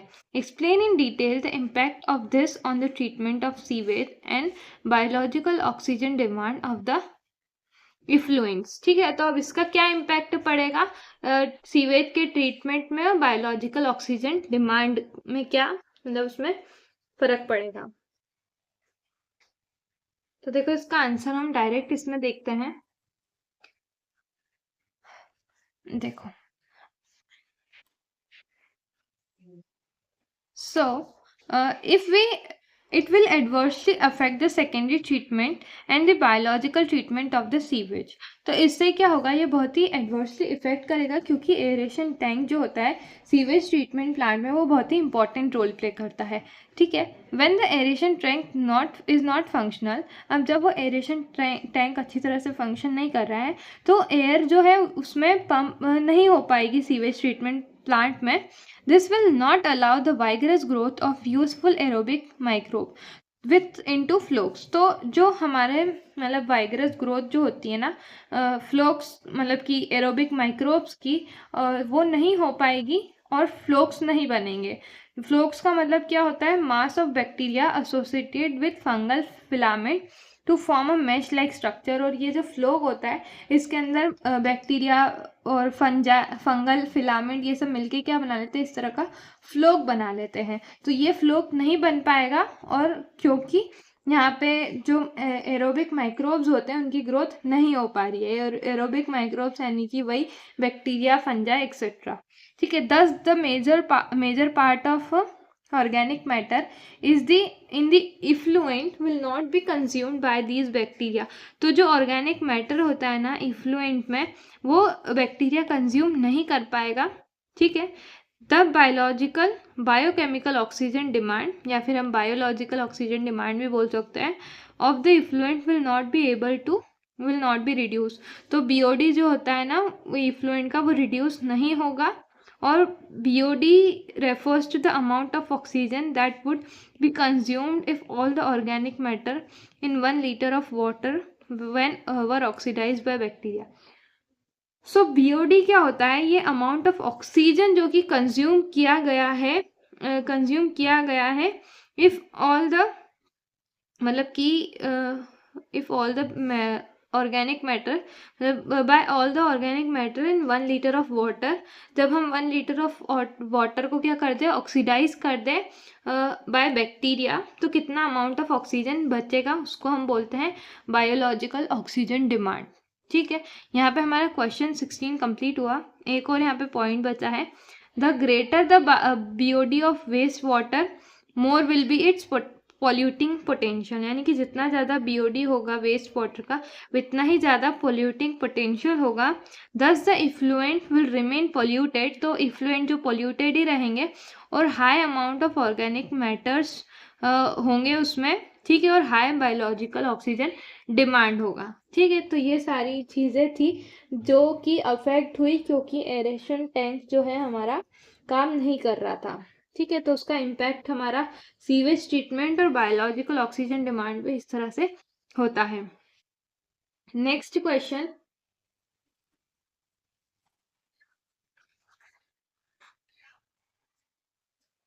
question number 27 is a farmer grew two varieties of corn crops in field A and field B. तो जो फार्मर था उसने दो वेराइटी के कॉर्न के क्रॉप्स ग्रो करे, एक फील्ड ए में ग्रो किया और दूसरा फील्ड बी में ग्रो किया. He grew normal corn crop in crop A, यानी कि उसने नॉर्मल कॉर्न यानी कि जो भुट्टा होता है वो उसका क्रॉप ग्रो किया ए फील्ड में, और जीएम यानी कि जेनेटिकली मॉडिफाइड कॉर्न का क्रॉप जो ग्रो किया फील्ड बी में, यानी कि इसमें जेनेटिकली मॉडिफाइड है और इसमें नॉर्मल कॉर्न है. ठीक है, ग्रो किया फील्ड ए में. He observed corn borer attacked only in field A. अब उसने क्या देखा, जो कॉर्न बोरर होता है जो कि एक टाइप का मतलब कि टॉक्सिन हम बोल सकते हैं, जो टॉक्सिन क्रिएट करता है, वो सिर्फ उसने अटैक किया फील्ड ए में. To control it spores of BT, यानी कि बीटी का मतलब क्या होता है, बीटी टॉक्सिन. ठीक है, बीटी का फुल फॉर्म बेसिकली होता है बेसिलस थुरिनजेंसिस. ठीक है, थुरिनजेंसिस फुल फॉर्म होता है बेसिलस थुरिनजेंसिस, जो कि एक बीटी टॉक्सिन होता है, जो कि एक बैक्टीरिया के द्वारा क्या होता है, प्रोड्यूस होता है, उसको हम बीटी बोलते हैं. ठीक है, जो जैसे कि इसमें अलग अलग टाइप के बीटी होते हैं, बीटी टॉक्सिन होते हैं, जैसे कि BT cotton, BT corn, rice, tomato, potato, soybean, ये सारे क्या होते हैं, अलग अलग टाइप के बीटी टॉक्सिन्स होते हैं. ठीक है, जो कि अटैक करते हैं क्रॉप पे. अब हमको बताना है name the gene in the spores responsible for the control of this paste. अब हम बताएंगे कि वो कौन सा जीन है जो क्या करेगा, कंट्रोल करेगा, मतलब इस कंडीशन को होने से, मतलब कॉर्न बोरर को कौन कंट्रोल करेगा ऐसा. ठीक है, जो कॉर्न बोरर की जो बात हुई है ना, कॉर्न बोरर ने जो अटैक किया था फील्ड ए में, तो वो उससे कौन सा जीन रिस्पॉन्सिबल है उसके लिए ऐसा पूछा है, जो कि कंट्रोल करेगा इस कॉर्न बोरर के पेस्ट को. ठीक है, तो कौन कंट्रोल करता है, वो हमारा कंट्रोल करता है CR1AB. अब बताओ ये कैसे आया, ये हमारा दे रखा है NCERT पेज नंबर 129 पे. देखो, ये हमारा पेज नंबर 129 है, चैप्टर है बायोटेक्नोलॉजी एंड इट्स एप्लीकेशन. इसमें ये वाला पैराग्राफ आप पढ़ना पूरा. ठीक है, इसमें सब दे रखा है कि स्पेशल बीटी टॉक्सिन जीन्स जो है वो आइसोलेट होते हैं हमारे बेसिलस थुरिनजेंसिस से. ठीक है, and incorporated into several crop plants. तो अलग अलग क्रॉप प्लांट्स में इनको इनकॉर्पोरेट किया जाता है. The choice of the gene depend upon the crop and the targeted pest, as most BT toxin are insect group specific. ठीक है, now the toxin is coded by a gene CR1AC named CRY. ठीक है, there is a number of them. For example, the protein encoded for a gene CR1AC CR2AB control cotton bollworm. अब ये question ज़रूर आपके board exam में आ सकता है, क्योंकि सैम्पल पेपर में आपको कॉर्न बोरर का दे रखा है, तो कॉटन बॉलवर्म का आपको ये क्वेश्चन आ सकता है इसी टाइप का. तो आपसे जब इसका पूछे कॉटन बॉलवर्म का, तो आपको क्या लिखना है, CR1AC और CR2AB, ये दो आपको लिख के आना है जीन. ठीक है, अब हमको कॉर्न बोरर का पूछा है, तो कॉर्न बोरर का होता है CRY1AB, तो आपको ये इसका आंसर लिखना है. ठीक है, अब हम बढ़ते हैं आगे.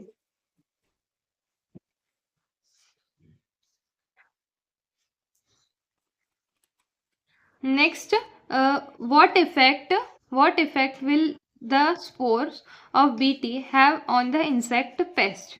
यानी कि अब वो जो स्पोर्स होगा, बीटी के जो स्पोर्स है उनका क्या इफेक्ट होगा इंसेक्ट पेस्ट पे. ठीक है, तो अब इसका क्या इफेक्ट होगा, जो स्पोर्स होते हैं ना बीटी के, उनके अंदर कुछ क्रिस्टलाइन टॉक्सिन प्रेजेंट होते हैं जो कि इनएक्टिव होते हैं. ठीक है, for this crystalline toxin protein, अब इनको मतलब कि जो क्रिस्टलाइन टॉक्सिन जो प्रेजेंट होते हैं ना इनके अंदर, वो क्या होते हैं, इनएक्टिव कंडीशन में होते हैं. तो उनको एक्टिव करने के लिए उनको कैसा पीएच चाहिए, अल्कलाइन यानी कि बेसिक पीएच चाहिए. ठीक है, जो कि इंसेक्ट के गट में प्रेजेंट होता है. ठीक है, इंसेक्ट की जो और जो गट लाइनिंग होती है वो जब ब्रोकन डाउन हो जाती है या फिर माइल्ड गट एपिथेलियम पोरस स्वेल या फिर सेल लाइसिस हो जाता है उस वजह से, ठीक है। जब वो मतलब कि वो इंसेक्ट जो है जब उसके मतलब उसके अंदर जो टॉक्सिन है वो इंसेक्ट के अंदर जाएगा तो ये सारी कंडीशन जो है गट एपिथेलियल सेल्स में होगी। ये आपको इसमें लिखना है। How next C is how has field be developed resistance against this pest. तो जो फील्ड बी है उसने किस फील्ड बी में वो उसने अटैक नहीं करा, कॉर्न बोरर ने सिर्फ ए फील्ड में ही अटैक किया था। तो ऐसा क्यों हुआ, उसने रेजिस्टेंस किस तरह से डेवलप किया कॉर्न बोरर के अगेंस्ट, वो आपको बताना है। So the BT toxin gene is cloned and inserted into the plant genome by recombinant DNA technology। तो जो बीटी टॉक्सिन था वो हमने इसमें ऑलरेडी इंसर्ट कर दिया था जो जेनेटिकली मॉडिफाइड क्रॉप थी उसमें, ठीक है, बाय rDNA टेक्नोलॉजी, ठीक है।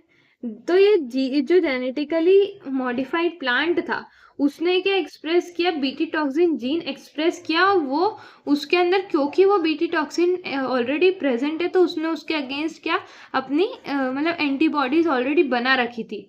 तो उसने इसको अफेक्ट किया भी हो तो वो उसने उसके अगेंस्ट रेजिस्टेंट बना लिया था। तो उसने ये जेनेटिकली मॉडिफाइड क्रॉप को बिल्कुल भी अफेक्ट नहीं करा, ठीक है। और वो क्या बन गया, पेस्ट रेजिस्टेंट बन गया। ये जो फील्ड बी में हमने ग्रो किया था जेनेटिकली मॉडिफाइड प्लांट। बस आपको ये इसमें लिखना है और ये इसकी लैंग्वेज आप इस तरह से लिख सकते हैं। ये क्वेश्चन नंबर 27 का ये आपका आंसर है पूरा, ये ए बी और ये सी। अब हम बढ़ते हैं नेक्स्ट क्वेश्चन की तरफ। नेक्स्ट क्वेश्चन बहुत ही इजी है, क्वेश्चन नहीं मतलब इसका सेकेंड जो पार्ट है जो और में गिवन है वो पढ़ते हैं। लिपोप्रोटीन लाइपेज डेफिशिएंसी जिसको हम बोलते हैं LPLD is a genetic disorder. ये एक जेनेटिक डिसऑर्डर है। इसमें क्या होता है, person has a defective gene of for lipase, lipase के अगेंस्ट उसके पास डिफेक्टिव जीन बन जाता है। This lead to high triglyceride, stomach pain, fat deposits under the skin. इसके कारण क्या होता है कि उसके वो हाई ट्राइग्लिसराइड्स बनते हैं, स्टमक में पेन होता है, फैट का डिपॉजिट होने लगता है स्किन के अंडर द स्किन, ठीक है। इट में eventually effect the liver effect होता है इस डिसऑर्डर में, पेनक्रियाज इफेक्ट होते हैं और उसके कारण डायबिटीज़ भी हो जाती है। The disorders occur if a childrens acquire defective gene from both. अब ये इसका डिसऑर्डर क्यों आता है कि कोई भी चाइल्ड है उसने डिफेक्टिव जीन अक्वायर करी है फ्रॉम बोथ पेरेंट्स, यानी कि मेल और फीमेल, यानी कि मदर और फादर दोनों से ही उसने ये जीन को क्या किया है, एक्वायर किया है। इसी को हम क्या बोलते हैं, ऑटोसोमल रिसेसिव डिसऑर्डर बोलते हैं। ERT enzyme replacement treatment is one of the treatment offer to the patient. और ये जो LPLD के जो पेशेंट्स होते हैं ना इनको ये वाला ट्रीटमेंट के लिए सजेस्ट किया जाता है, that is enzyme replacement treatment. इसमें एंजाइम को क्या किया जाता है, रिप्लेस किया जाता है। नाउ इसमें क्वेश्चन क्या पूछा है, what procedures is followed in ERT। हम ERT में कौन सी प्रोसीजर को फॉलो किया जाता है, तो इसमें क्या होता है, फंक्शनल एंजाइम लाइपेज दी जाती है पेशेंट को बाय इंजेक्शन। सो इंजेक्शंस के थ्रू कौन सा एंजाइम दिया जाता है, फंक्शनल लाइपेज एंजाइम। क्योंकि इसमें लाइपेज एंजाइम ही प्रॉपरली नहीं बन पा रहा है इस वजह से इसको एडिशनली बाहर से हम इंजेक्शन के थ्रू देंगे, ठीक है। क्योंकि इसमें लाइपेज की क्या हो गई है, डेफिशिएंसी हो गई है इस डिसऑर्डर में। What would be one possible drawback of ERT। अब ERT का क्या होता है ड्रॉबैक, इसका ये ड्रॉबैक होता है कि ये जो प्रोसीजर होती है वो कम्प्लीटली क्यूरेटिव नहीं होती है, यानी कि इससे पूरी तरह से बीमारी को ठीक नहीं किया जा सकता है, तो इसका मेजर ड्रॉबैक है। नेक्स्ट पार्ट बी में क्या पूछा है, how can LPLD is treated using biotechnology, elaborate. अब हम LPED को बायोटेक्नोलॉजी की मदद से कैसे ठीक कर सकते हैं। सो हम इसको कैसे ठीक कर सकते हैं, आपने पढ़ा होगा बायोटेक्नोलॉजी वाला जो चैप्टर है उसमें आपने जीन थेरेपी के बारे में पढ़ा होगा। तो जीन थेरेपी में क्या होता है, इसमें हम क्या करते हैं कि जो भी जीन में डिफेक्ट है, अब यहाँ पे कौन से जीन में डिफेक्ट है, लाइपेज वाले जीन में डिफेक्ट है, तो वो जीन को क्या करेंगे हम, करेक्शन करेंगे उस जीन में that has been diagnosed in the child और एम्ब्रियो। ठीक है, जो चाइल्ड और एम्ब्रियो में हम डायग्नोस कर सकते हैं। ठीक है, here gene are inserted into person's cell and tissues to treat a disease। इसमें हम जीन को क्या करेंगे, सेल के अंदर या फिर टिश्यू के अंदर इंसर्ट करते हैं जीन थेरेपी में, ये डिजीज को ट्रीट करने के लिए। अब जो करेक्शन होता है ना जेनेटिक डिफेक्ट में, involve delivery of a normal gene into the individual or embryo to take over functions and compensate for non-functional gene। ये इस तरह से आपको यहाँ पे यह आंसर लिखना है। ठीक है, बेसिकली जीन थेरेपी में कुछ नहीं होता है, उसमें बस जो जीन में जिसमें डिफेक्ट है उसको करेक्ट किया जाता है। उसमें हम बाहर से जीन जो है वो पर्सन की बॉडी में इंसर्ट करते हैं, हम बोल सकते हैं, और फिर इस तरह से इसको हम ट्रीट कर सकते हैं। बट ये कम्प्लीटली क्यूरेटिव नहीं होता है। ठीक है, हो भी सकता है नहीं भी हो सकता है, ऐसा बोल सकते हैं हम। Now next question number 28। Give three reasons as to and why prokaryotes are not given any figures for their diversity by ecologists। यानी कि इसमें 3 रीजंस देने हैं कि जो प्रोकैरियोट्स है उनको कोई भी फिगर नहीं दिया गया in the diversity of ecologist. Ecologist की जो डाइवर्सिटी थी उसमें क्यों प्रोकैरियोट्स को कोई फिगर नहीं दिया गया, इसके आपको 3 रीजंस बताने हैं। तो अब हम 3 रीजंस पढ़ते हैं, देखो। सो क्वेश्चन नंबर 28, ठीक है, ये हमारा क्वेश्चन नंबर 28 है।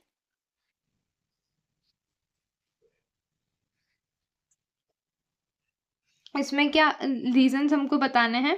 First is classification and identification of vast diversity of microbe is very difficult. यानी कि ये जो माइक्रोब्स है ना जिनकी वास्ट डाइवर्सिटी यानी कि बहुत ही ज़्यादा हाई डाइवर्सिटी जिनके प्रेजेंट है, उनका हम क्लासिफिकेशन और आइडेंटिफिकेशन नहीं कर सकते क्योंकि वो बहुत ही डिफ़िकल्ट है and can not be efficiently done with the use of currently available methods. और जो मेथड्स अभी अवेलेबल है वो मतलब सफिशिएंट नहीं है, और वो मतलब कि उससे हम इफ़ेक्टिवली क्लासिफिकेशन और आइडेंटिफिकेशन नहीं कर सकते। ठीक है, ये फर्स्ट रीज़न था।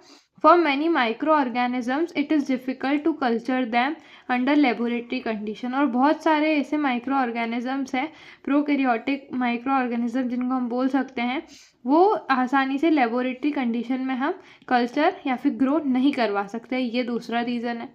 तीसरा रीज़न ये है कि according to current biochemical and molecular techniques, अब ये जो बायोकेमिकल और मॉलिक्यूलर टेक्निक्स जो हमारी है अभी करंट कंडीशन में, it is estimated that microbes enormous diversity present in air water and soil. तो जो माइक्रोब की जो मतलब कि डाइवर्सिटी है, microbe diversity range in billions with microbes inhabiting diverse habitat on earth with enormous diverse and present in air water। यानी कि जो माइक्रोब्स प्रेजेंट है ना वो बहुत ही ज़्यादा डाइवर्सिटी में प्रेजेंट है, बिलियंस में प्रेजेंट है। ठीक है, ऑन अर्थ, और जिनकी एनॉर्मस डाइवर्सिटी है एयर वाटर और सॉइल में। Hence more advance molecular and biochemical techniques are needed.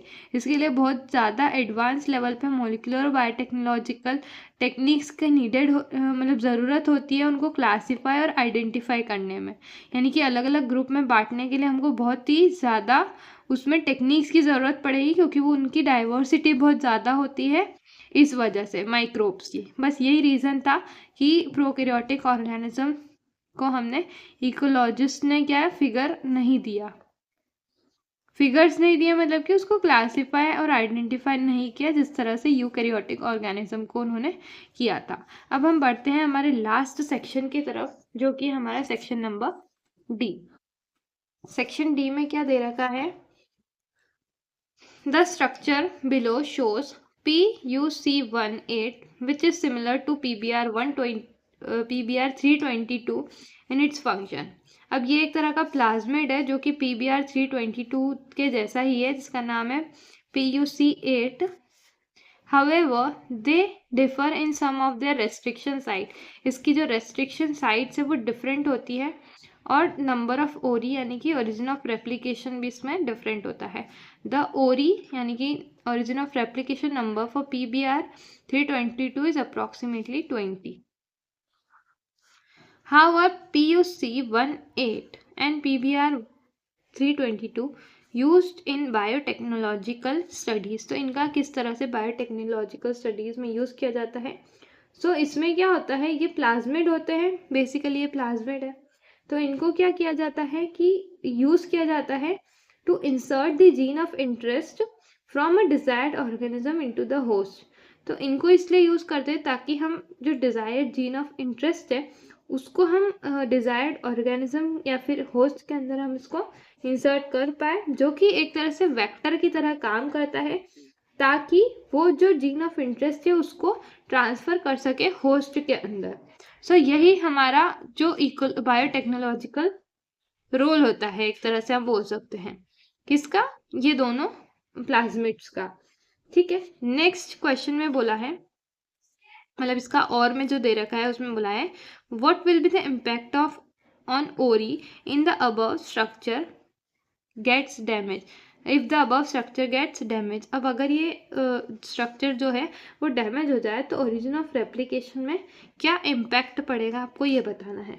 तो जो ओरिजिन ऑफ रेप्लिकेशन है वो जब उसमें कुछ हो जाएगा तो उसमें रेप्लिकेशन नहीं होगा। ठीक है, जब ओरिजिन ऑफ रेप्लिकेशन डैमेज हो जाएगा, जहाँ से रेप्लिकेशन की स्टार्टिंग होती है उसको ही ओरिजिन ऑफ रेप्लिकेशन बोलते हैं। जब वो ही ब्रेक या फिर डैमेज हो जाएगा तो उसमें रेप्लिकेशन नहीं स्टार्ट हो पाएगा, जिसके कारण DNA की कॉपीज नहीं बनेगी। ठीक है, और फर्दर कुछ आगे नहीं हो पाएगा। यही आपको इसमें लिखना है। नेक्स्ट बी में आपको क्या बोला है, the leg Z gene has many recognition site, study the segment of DNA given below and answer the question। ये आपको DNA का सेगमेंट दे रखा है, ठीक है, जिसकी नंबरिंग है 5' to 3' and 3' to 5'। Applying your knowledge of palindromic sequence, identify and mark the possible region where the restriction enzyme X will act. अब आपको दिमाग लगाना है कि कहाँ पे रेस्ट्रिक्शन एंडोन्यूक्लियस। अब रेस्ट्रिक्शन एंजाइम का क्या काम होता है कि वो DNA के फ्रेगमेंट को कट करने का काम करते हैं। तो वो अब कहाँ से एक्ट करेंगे वो आपको बताना है। ठीक है,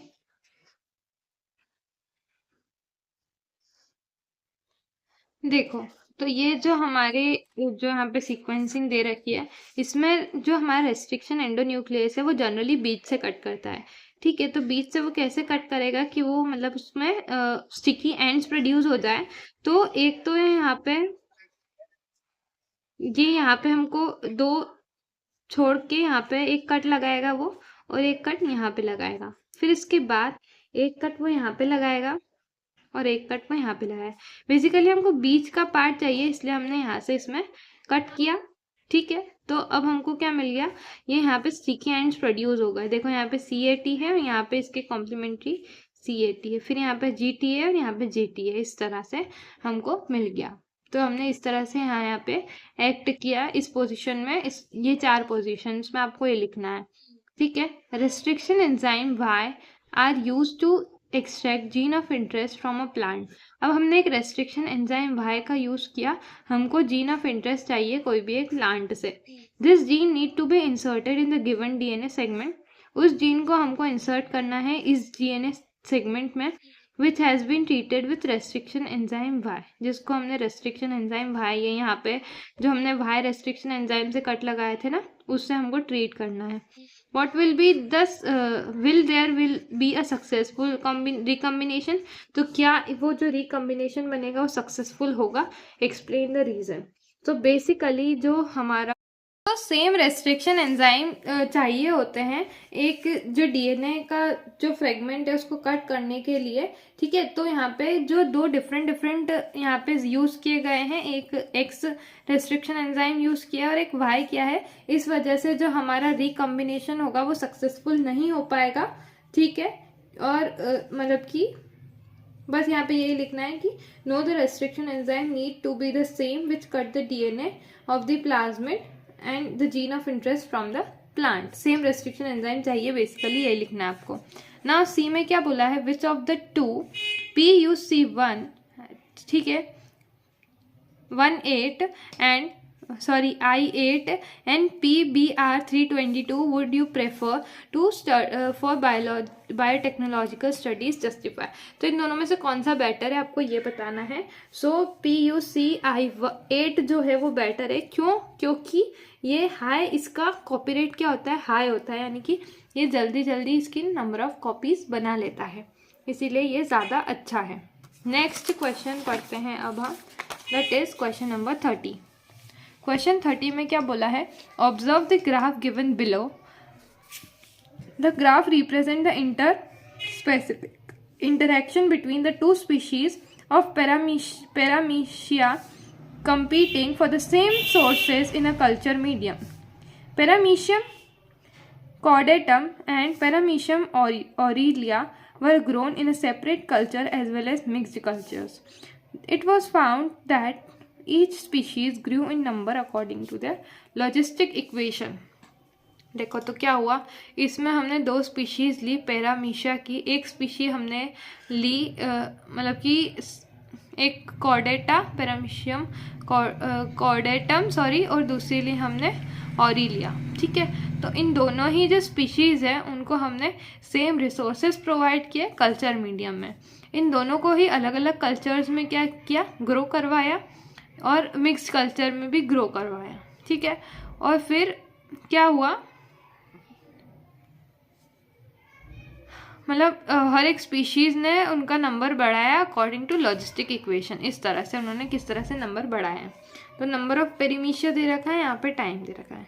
तो ये हमारी क्या है, मिक्स कल्चर में जब हमने ग्रो किया कॉर्डेटम को, पैरामीशियम कॉर्डेटम को, तो हमको इस तरह का ग्राफ मिला। और ऑरियस को हमने जब ग्रो करवाया, अलोन करवाया, तो हमको ये ग्राफ मिला, और मिक्स कल्चर में करवाया तो हमको ये ग्राफ मिला, ठीक है। Now which species is completely superior? Support it with the data provided in the graph। अब इनमें इन दोनों ही स्पीशीज़ में से कौन सी वाली सुपीरियर है आपको ये बताना है, ठीक है, डाटा को देख के। तो देखो यहाँ पे तो साफ नज़र आ रहा है ना कि ये ग्राफ किसका ज़्यादा बन रहा है, नंबर ऑफ पैरामीशिया कौन से ज़्यादा बन रहे हैं। तो ये जो ऑरिलिया है ये क्या है, कम्प्लीटली सुपीरियर है, जो कि लार्ज नंबर में ग्रो कर रही है और क्विकली ग्रो कर रही है एज कम्पेयर टू कॉर्डेटम, ठीक है। शोन तो देखो यहाँ पे डेज दे रखे हैं, तो 6 डे में कितने नंबर ऑफ पैरामीशियम्स ग्रो हो गए, 100 ग्रो हो गए, ठीक है, सिर्फ 6 डेज में। ये यहाँ पे 6 डेज में यहाँ पे है ना, वेयर 60 और 60 ग्रो हुए हमारे 6 डेज में। यहाँ पे कितने ग्रो हो रहे हैं, यहाँ पे ये 60 ग्रो हो रहे हैं, यहाँ पे देखो ये, ठीक है। तो इस तरह से कौन ज़्यादा ग्रो कर रहा है यहाँ पे, ये 100 वाला, यानी कि ऑरिलिया। नेक्स्ट क्वेश्चन में क्या बोला है, state the underlying principle for the above result and name the scientist associated with this principle. अब इसमें बताना है कि कौन से साइंटिस्ट एसोसिएटेड है और कौन सा प्रिंसिपल यहाँ पे यूज़ हो रहा है, ठीक है। तो देखो यहाँ पे बेसिकली कॉम्पिटिटिव एक्सक्लूजन प्रिंसिपल यहाँ पे लग रहा है, जिसके अकॉर्डिंग ये प्रिंसिपल क्या बोल रहा है, that two slowly related species competing for same resources. पढ़ा था ना क्वेश्चन में, सेम रिसोर्सेज, दो स्पीशीज है वो कॉम्पिटिंग फॉर सेम रिसोर्सेज। ये होता है हमारा competitive exclusion principle. Same resources can not coexist indefinitely and completely inferior one will be eliminated, ठीक है। और इसका जो साइंटिस्ट था वो कौन था, GF गॉस थे, ठीक है। तो जो मतलब कि इन्फीरियर है, यानी कि जो स्पीशीज़ कम्प्लीटली इन्फीरियर है वो एलिमिनेट हो जाएगी, क्योंकि सुपीरियर वाली उसके ऊपर भारी पड़ जाएगी, तो वो जो इन्फीरियर वो सेपरेट मतलब कि एलिमिनेट हो जाएगी इस तरह से। ठीक है, अब ये इसका जो हमको बोला था साइंटिस्ट का नाम, तो साइंटिस्ट का नाम क्या है? G F Gause, right. Now next question number C, explain the mechanism in which two or more species competing with each other can coexist। अब इसमें आपको मैकेनिज्म बताना है कि दो या दो से ज़्यादा स्पीशीज़ जब कॉम्पीट करती है with each other to coexist, साथ में रहने के लिए, तो इसका मैकेनिज्म क्या है? इसका मैकेनिज्म होता है रिसोर्स पार्टीशनिंग। ठीक है, व्हेन द टू स्पीशीज़, जब दो स्पीशीज़ सेम रिसोर्सेज के लिए कॉम्पीट करें और मतलब कि they could avoid competition by choosing different time for feeding and different foraging pattern, यानी कि वो दोनों ही स्पीशीज़ का मतलब किस तरह से वो एडजस्ट कर सकती है अपने, अगर उनको साथ में रहना है तो उनका जो टाइमिंग होगा ना फीडिंग यानी कि खाना खाने का और फोरेजिंग का, वो डिफरेंट होना चाहिए, क्योंकि अगर वो सेम टाइम में फीड करेगी तो रिसोर्सेज कम पड़ जाएंगे। ठीक है, फिर प्रॉब्लम होगी, तो इसके कारण क्या होगा? कंपटीशन नहीं होगा और वो बिहेवियरल डिफरेंसेस के कारण को एग्जिस्ट कर पाएगी, यानी कि साथ में रह पाएगी, क्योंकि वो दोनों का ही बिहेवियर अलग है। अगर वो एक टाइम पे एक स्पीशीज़ खा रही है तो दूसरे टाइम पे वो स्पीशीज़ नहीं खाएगी, वो बाद में खाएगी। इस तरह से आप इसको समझ सकते हैं। नेक्स्ट क्वेश्चन, ऑप्शन इसमें दे रखा है, graph A and B given below depict interaction of two species, which graph indicate mutualism sorry, give reason. तो इन दोनों ही ग्राफ में कौन सा ग्राफ म्यूचुअलिज्म शो कर रहा है? देखो यहाँ पे क्या है, टाइम है और ये पॉपुलेशन है और ये स्पीशीज़ है, तो स्पीशीज़ ए इस तरह से ग्रो कर रही है और स्पीशीज़ बी इस तरह से ग्रो कर रही है, मतलब पॉपुलेशन बढ़ा रही है। ठीक है, और इसमें ये जो स्पीशीज़ ए है ये कांस्टेंट है और ये इस तरह से बी स्पीशीज़ बढ़ रही है। तो यहाँ पे म्यूचुअलिज्म में क्या होता है? म्यूचुअलिज्म में दोनों ही स्पीशीज़ साथ में ग्रो करती है, यानी कि दोनों को फ़ायदा होता है। तो यहाँ पे दोनों को ही फ़ायदा हो रहा है, तो ये जो हमारा ऑप्शन ए है वो करेक्ट है, यानी कि ग्राफ ए जो है म्यूचुअलिज्म को इंडिकेट कर रहा है, ऐसा आपको लिखना है। नाउ ई, सेक्शन ई पढ़ते हैं अब हम।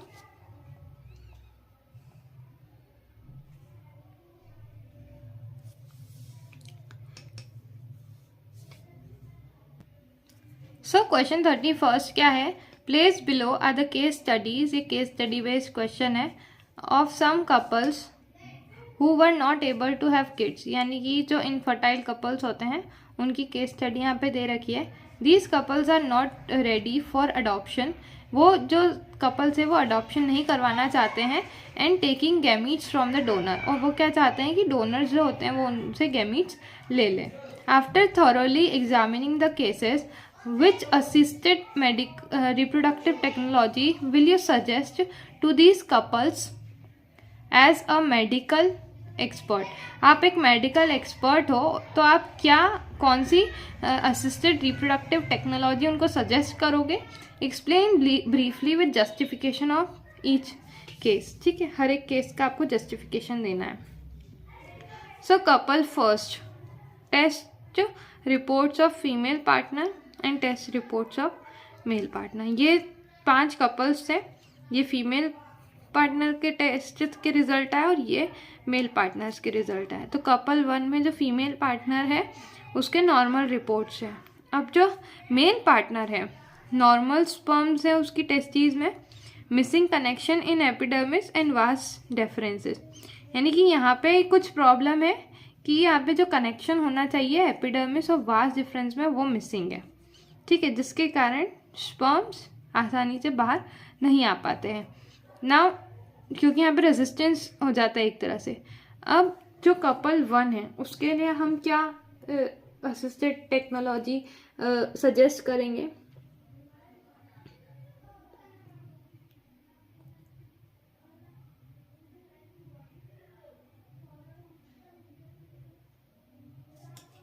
अब इसमें हम क्या करेंगे?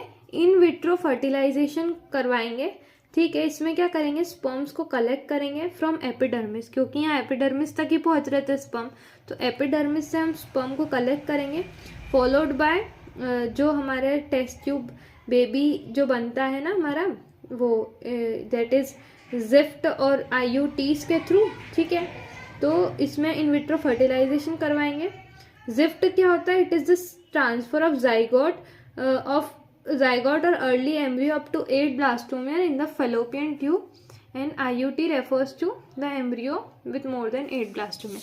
So basically ये जो टेक्निक होती है ना इन विट्रो फर्टिलाइजेशन की, उसमें 2 टेक्निक्स होती है। एक तो जिफ्ट होती है, जिफ्ट में क्या करते हैं कि जो एम्ब्रियो है वो 8 ब्लास्टोमेयर्स तक का है या फिर जाइगोट है, उसको हम इम्प्लांट करवा देते हैं फीमेल की बॉडी में।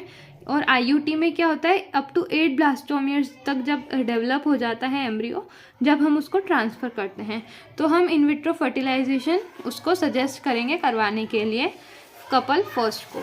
अब कपल 2 में क्या प्रॉब्लम है, blockage in the fallopian tube. अब फैलोपियन ट्यूब में ब्लॉकेज है फीमेल के, और ये जो मेल है वो बिल्कुल नॉर्मल है, तो इनको क्या हम टेक्नोलॉजी सजेस्ट करने वाले हैं, इनको भी हम इन विट्रो फर्टिलाइजेशन सजेस्ट करेंगे।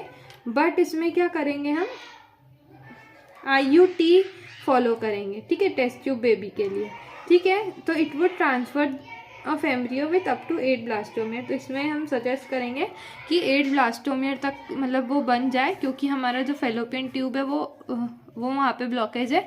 तो फैलोपियन ट्यूब से तो मतलब जो स्टेज होती है फैलोपियन ट्यूब में वो तो ब्लास्टोसिस्ट वाली होती है, तो ब्लास्टोसिस्ट स्टेज यहाँ पे नहीं हो सकती, इसलिए हम इसको जो एम्ब्रियो है उसको किस स्टेज तक ले जाएंगे, हम ले जाएंगे इसको ब्लास्टोमर्स वाली स्टेज तक। नेक्स्ट कपल नंबर 3 जो है उसमें फीमेल की जो रिपोर्ट है वो नॉर्मल है। अब मेल्स में क्या प्रॉब्लम है, poor semen parameters in terms of counts and motility and morphology, यानी कि जो सीमन होता है जिसके अंदर स्पर्म प्रेजेंट होते हैं वो कम अमाउंट में प्रेजेंट है, या फिर वो जो स्पर्म्स है वो मोटाइल नहीं है। ठीक है, या फिर उनकी मॉर्फोलॉजी में कहीं ना कहीं प्रॉब्लम है। ठीक है, तो इसमें मेल में कुछ प्रॉब्लम है, फीमेल नॉर्मल है। तो इस कंडीशन में हम क्या सजेस्ट करेंगे, इस कंडीशन में हम जो रिप्रोडक्टिव टेक्नोलॉजी बताएंगे वो हम बताएंगे इंट्रासाइटोप्लाज्मिक स्पर्म इंजेक्शन। इससे क्या होगा, in which the sperm is directly injected into the sperm ovum. तो इसमें हम जो स्पर्म्स लेंगे उसको हम डायरेक्टली ओवम में इंजेक्ट कर देंगे। आर्टिफिशियल इंसेमिनेशन प्रोसीजर का यूज़ करेंगे। ठीक है, when sperms has poor characteristics और लो स्पर्म काउंट। ठीक है, आर्टिफिशियल इंसेमिनेशन कर देंगे मतलब इसमें। अब नेक्स्ट कपल नंबर 4 जो है, ये फीमेल में क्या है, लो ओवेरियन रिजर्व, इसमें ओवेरियन रिजर्व जो है वो लो है। ठीक है, और इसमें क्या है, नॉर्मल रिपोर्ट्स है मेल्स में। इस कंडीशन में हम क्या बोलेंगे, वही मतलब कि इन विट्रो फर्टिलाइजेशन हम इसमें सजेस्ट करेंगे, followed by zygote intrafallopian transfer, यानी कि इंट्राफेलोपियन ट्रांसफ़र ZIFT जिसको हम बोलते हैं, उसको यूज़ करेंगे। और अप टू 8 ब्लास्टोमर्स तक जब वो एम्ब्रियो डेवलप हो जाएगा, ठीक है, तो हम उसको यूट्रस में क्या कर देंगे, ट्रांसफ़र कर देंगे। और इस तरह से हमने इन विट्रो फर्टिलाइजेशन करवाया और फिर उसको ब्लास्टोमर को फीमेल की बॉडी में क्या कर दिया, ट्रांसफ़र करवा दिया। ये इसमें भी हमने ये क्या बोलते हैं, इन विट्रो फर्टिलाइजेशन करवाया। अब कपल 5 जो था उसमें स्टरलाइजेशन इन मेल। ठीक है, और मॉर्फोलॉजिकल एबनॉर्मल स्पर्म। इसमें क्या होगा कि इंट्रासाइटोप्लाज्मिक स्पर्म इंजेक्शन दिए जाएंगे।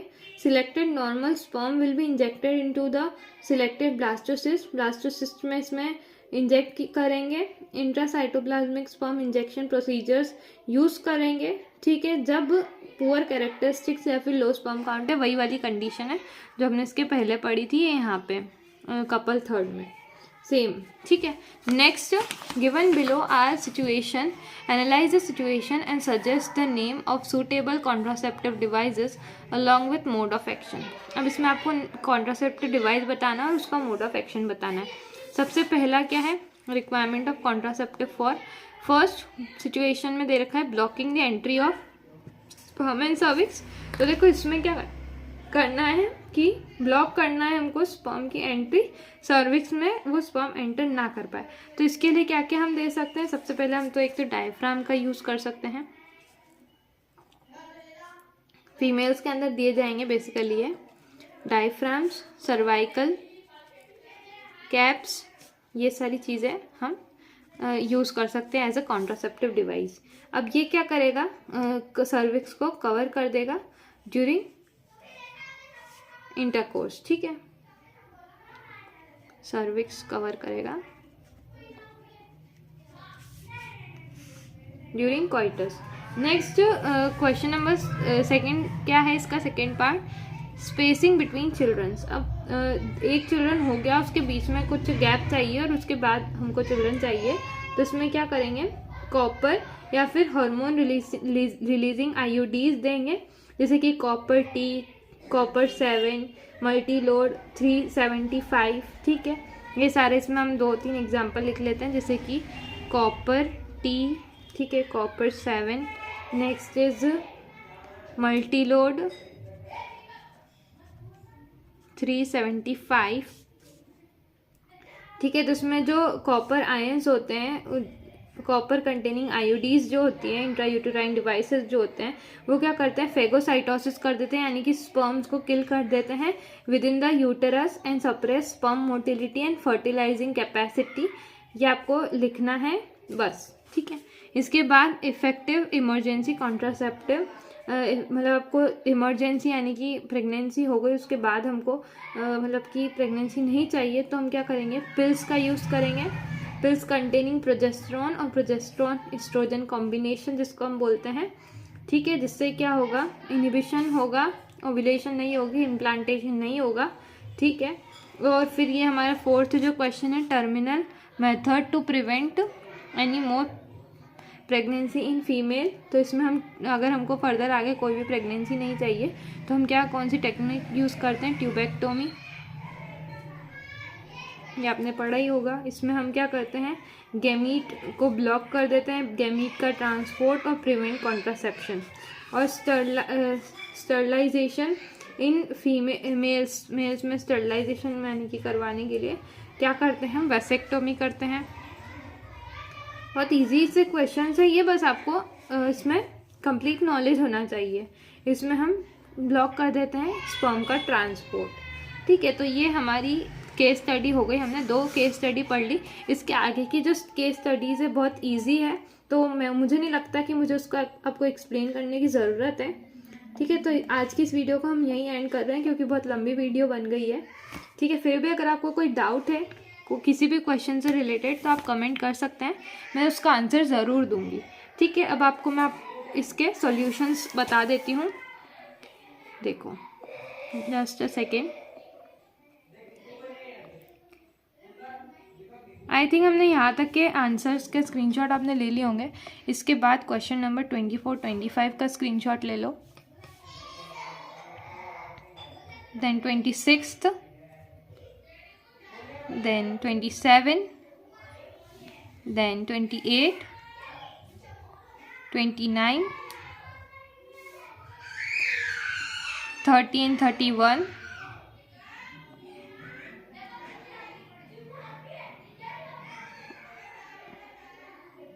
31 का सेकेंड पार्ट, 32। बहुत ही इजी केस स्टडीज़ है ये, आप बस एक बार पढ़ेंगे तो आपको क्लियर हो जाएगी। देन 33, बस ये यहाँ तक 33 पे एंड हो रहे हैं हमारे क्वेश्चंस, ओके। आई होप आपको इस वीडियो से कुछ हेल्प मिली होगी। अगर आपको ये वीडियो से हेल्प मिली तो आप ज़रूर इस चैनल को सब्सक्राइब करना और आप ये वीडियो को आपके फ्रेंड्स के साथ ज़रूर शेयर करना ताकि उनको भी हेल्प मिले और वो उनकी बोर्ड एग्ज़ाम जो है जो अभी होने ही वाली है कुछ दिनों में, उसमें आपको बहुत हेल्प मिलेगी। और कैसी लगी ये वीडियो ज़रूर बताना कमेंट में। Thank you.